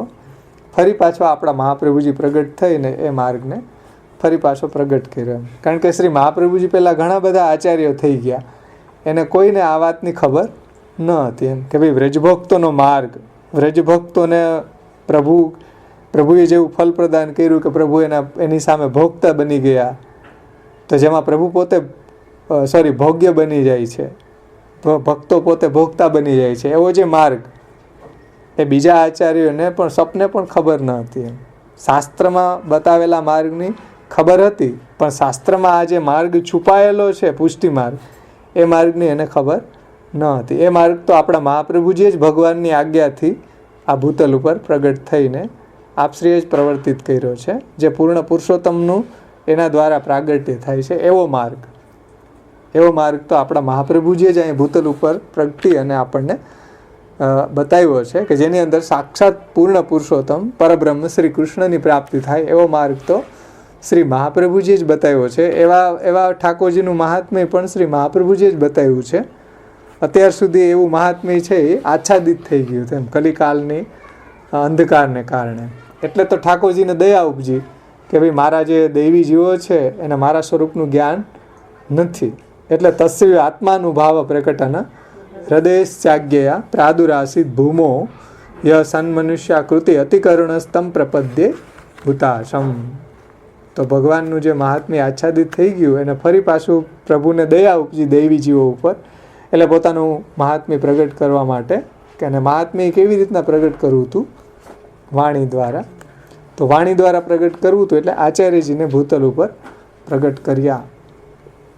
અને વાણ્યા યદા તદા સ્વાસ્યમ પ્રાદુર્ભૂતમ ચકારહી.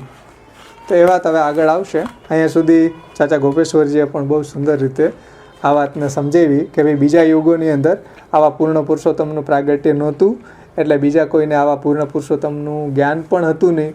ભગવાનની અવતાર દશા હતી ત્યારે બધાને એ ઉદ્ધાર થયો એ માર્ગની બધાને ખબર હતી, એવું જ્ઞાન એ પ્રભુએ કરાયું હતું. પણ જ્યારે પ્રભુની અનવતાર દશા થઈ ત્યારે ફરી પાછું પ્રભુનું મહાત્મ્ય છે એ આચ્છાદિત થઈ ગયું, લુપ્ત થઈ ગયું, તિરોહિત થઈ ગયું. એ શ્રી મહાપ્રભુજીએ ફરી પાછા પ્રગટ થયા, કારણ કે ભગવાનની ઈચ્છા હતી એ હૃદયની, એટલે અંતઃકરણની એવી ઈચ્છા હતી કે દેવીજીઓ મારી લીલાનો અનુભવ કરીને, મારી લીલાનો ઉગાહન કરીને મારા સુધી પહોંચે. એટલે ફરી પાછા શ્રી મહાપ્રભુજી પ્રગટ થયા અને જે અવતાર દશામાં જે પ્રભુએ લીલાઓ કરી હતી એ જ લીલાઓ મહાપ્રભુજી આપણને આપણા ઘરમાં સેવા અને કથા દ્વારા આપણા ઘરની અંદર પ્રગટ કરી એમ. એટલે બલ વિષ્ણુદાસ બલ બલ ઘર ઘર હોત ગોકુલ ગામજી. ચોખરામાં શ્રી મહાપ્રભુજીના કીર્તનમાં આવે કે વિષ્ણુદાસજી એમ કહે છે કે ભાઈ મહાપ્રભુજીએ હરેક ઘરની અંદર, હરેક પુષ્ટિજીઓના ઘરની અંદર ગોકુલ ગામ બનાવી દીધું ઠાકોરજી પધરાવીને. તો એવી જ જે લીલાઓ પ્રભુએ સારસ્વત કલ્પની અંદર પ્રગટ થઈને કરી હતી, સાક્ષાત પરબ્રહ્મ પૂર્ણ પુરુષોત્તમે, એ જ લીલાઓ અહીંયા આપણા ઘરની અંદર શ્રી મહાપ્રભુજીની કાનીથી પ્રભુ કરે છે. આપણને પણ એવું ફલ આપણા મહાપ્રભુજી દ્વારા, આપણા આચાર્ય દ્વારા પ્રાપ્ત થાય છે, એમાં અહીંયા ચાચા ગોપેશ્વરજી કહે છે. એટલે કોઈને આવું જ્ઞાન નથી, શ્રી મહાપ્રભુજીને જ આપણા સ્વરૂપનું જ્ઞાન છે, બીજા કોઈ વિદ્વાનોને પણ એવું જ્ઞાન નથી.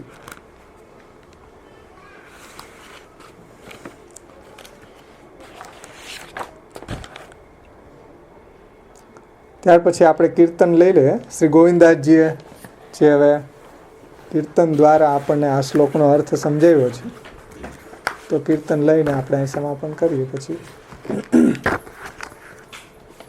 બિભાસ રાગમાં છે, આપણે એને ગાઈને કરશું.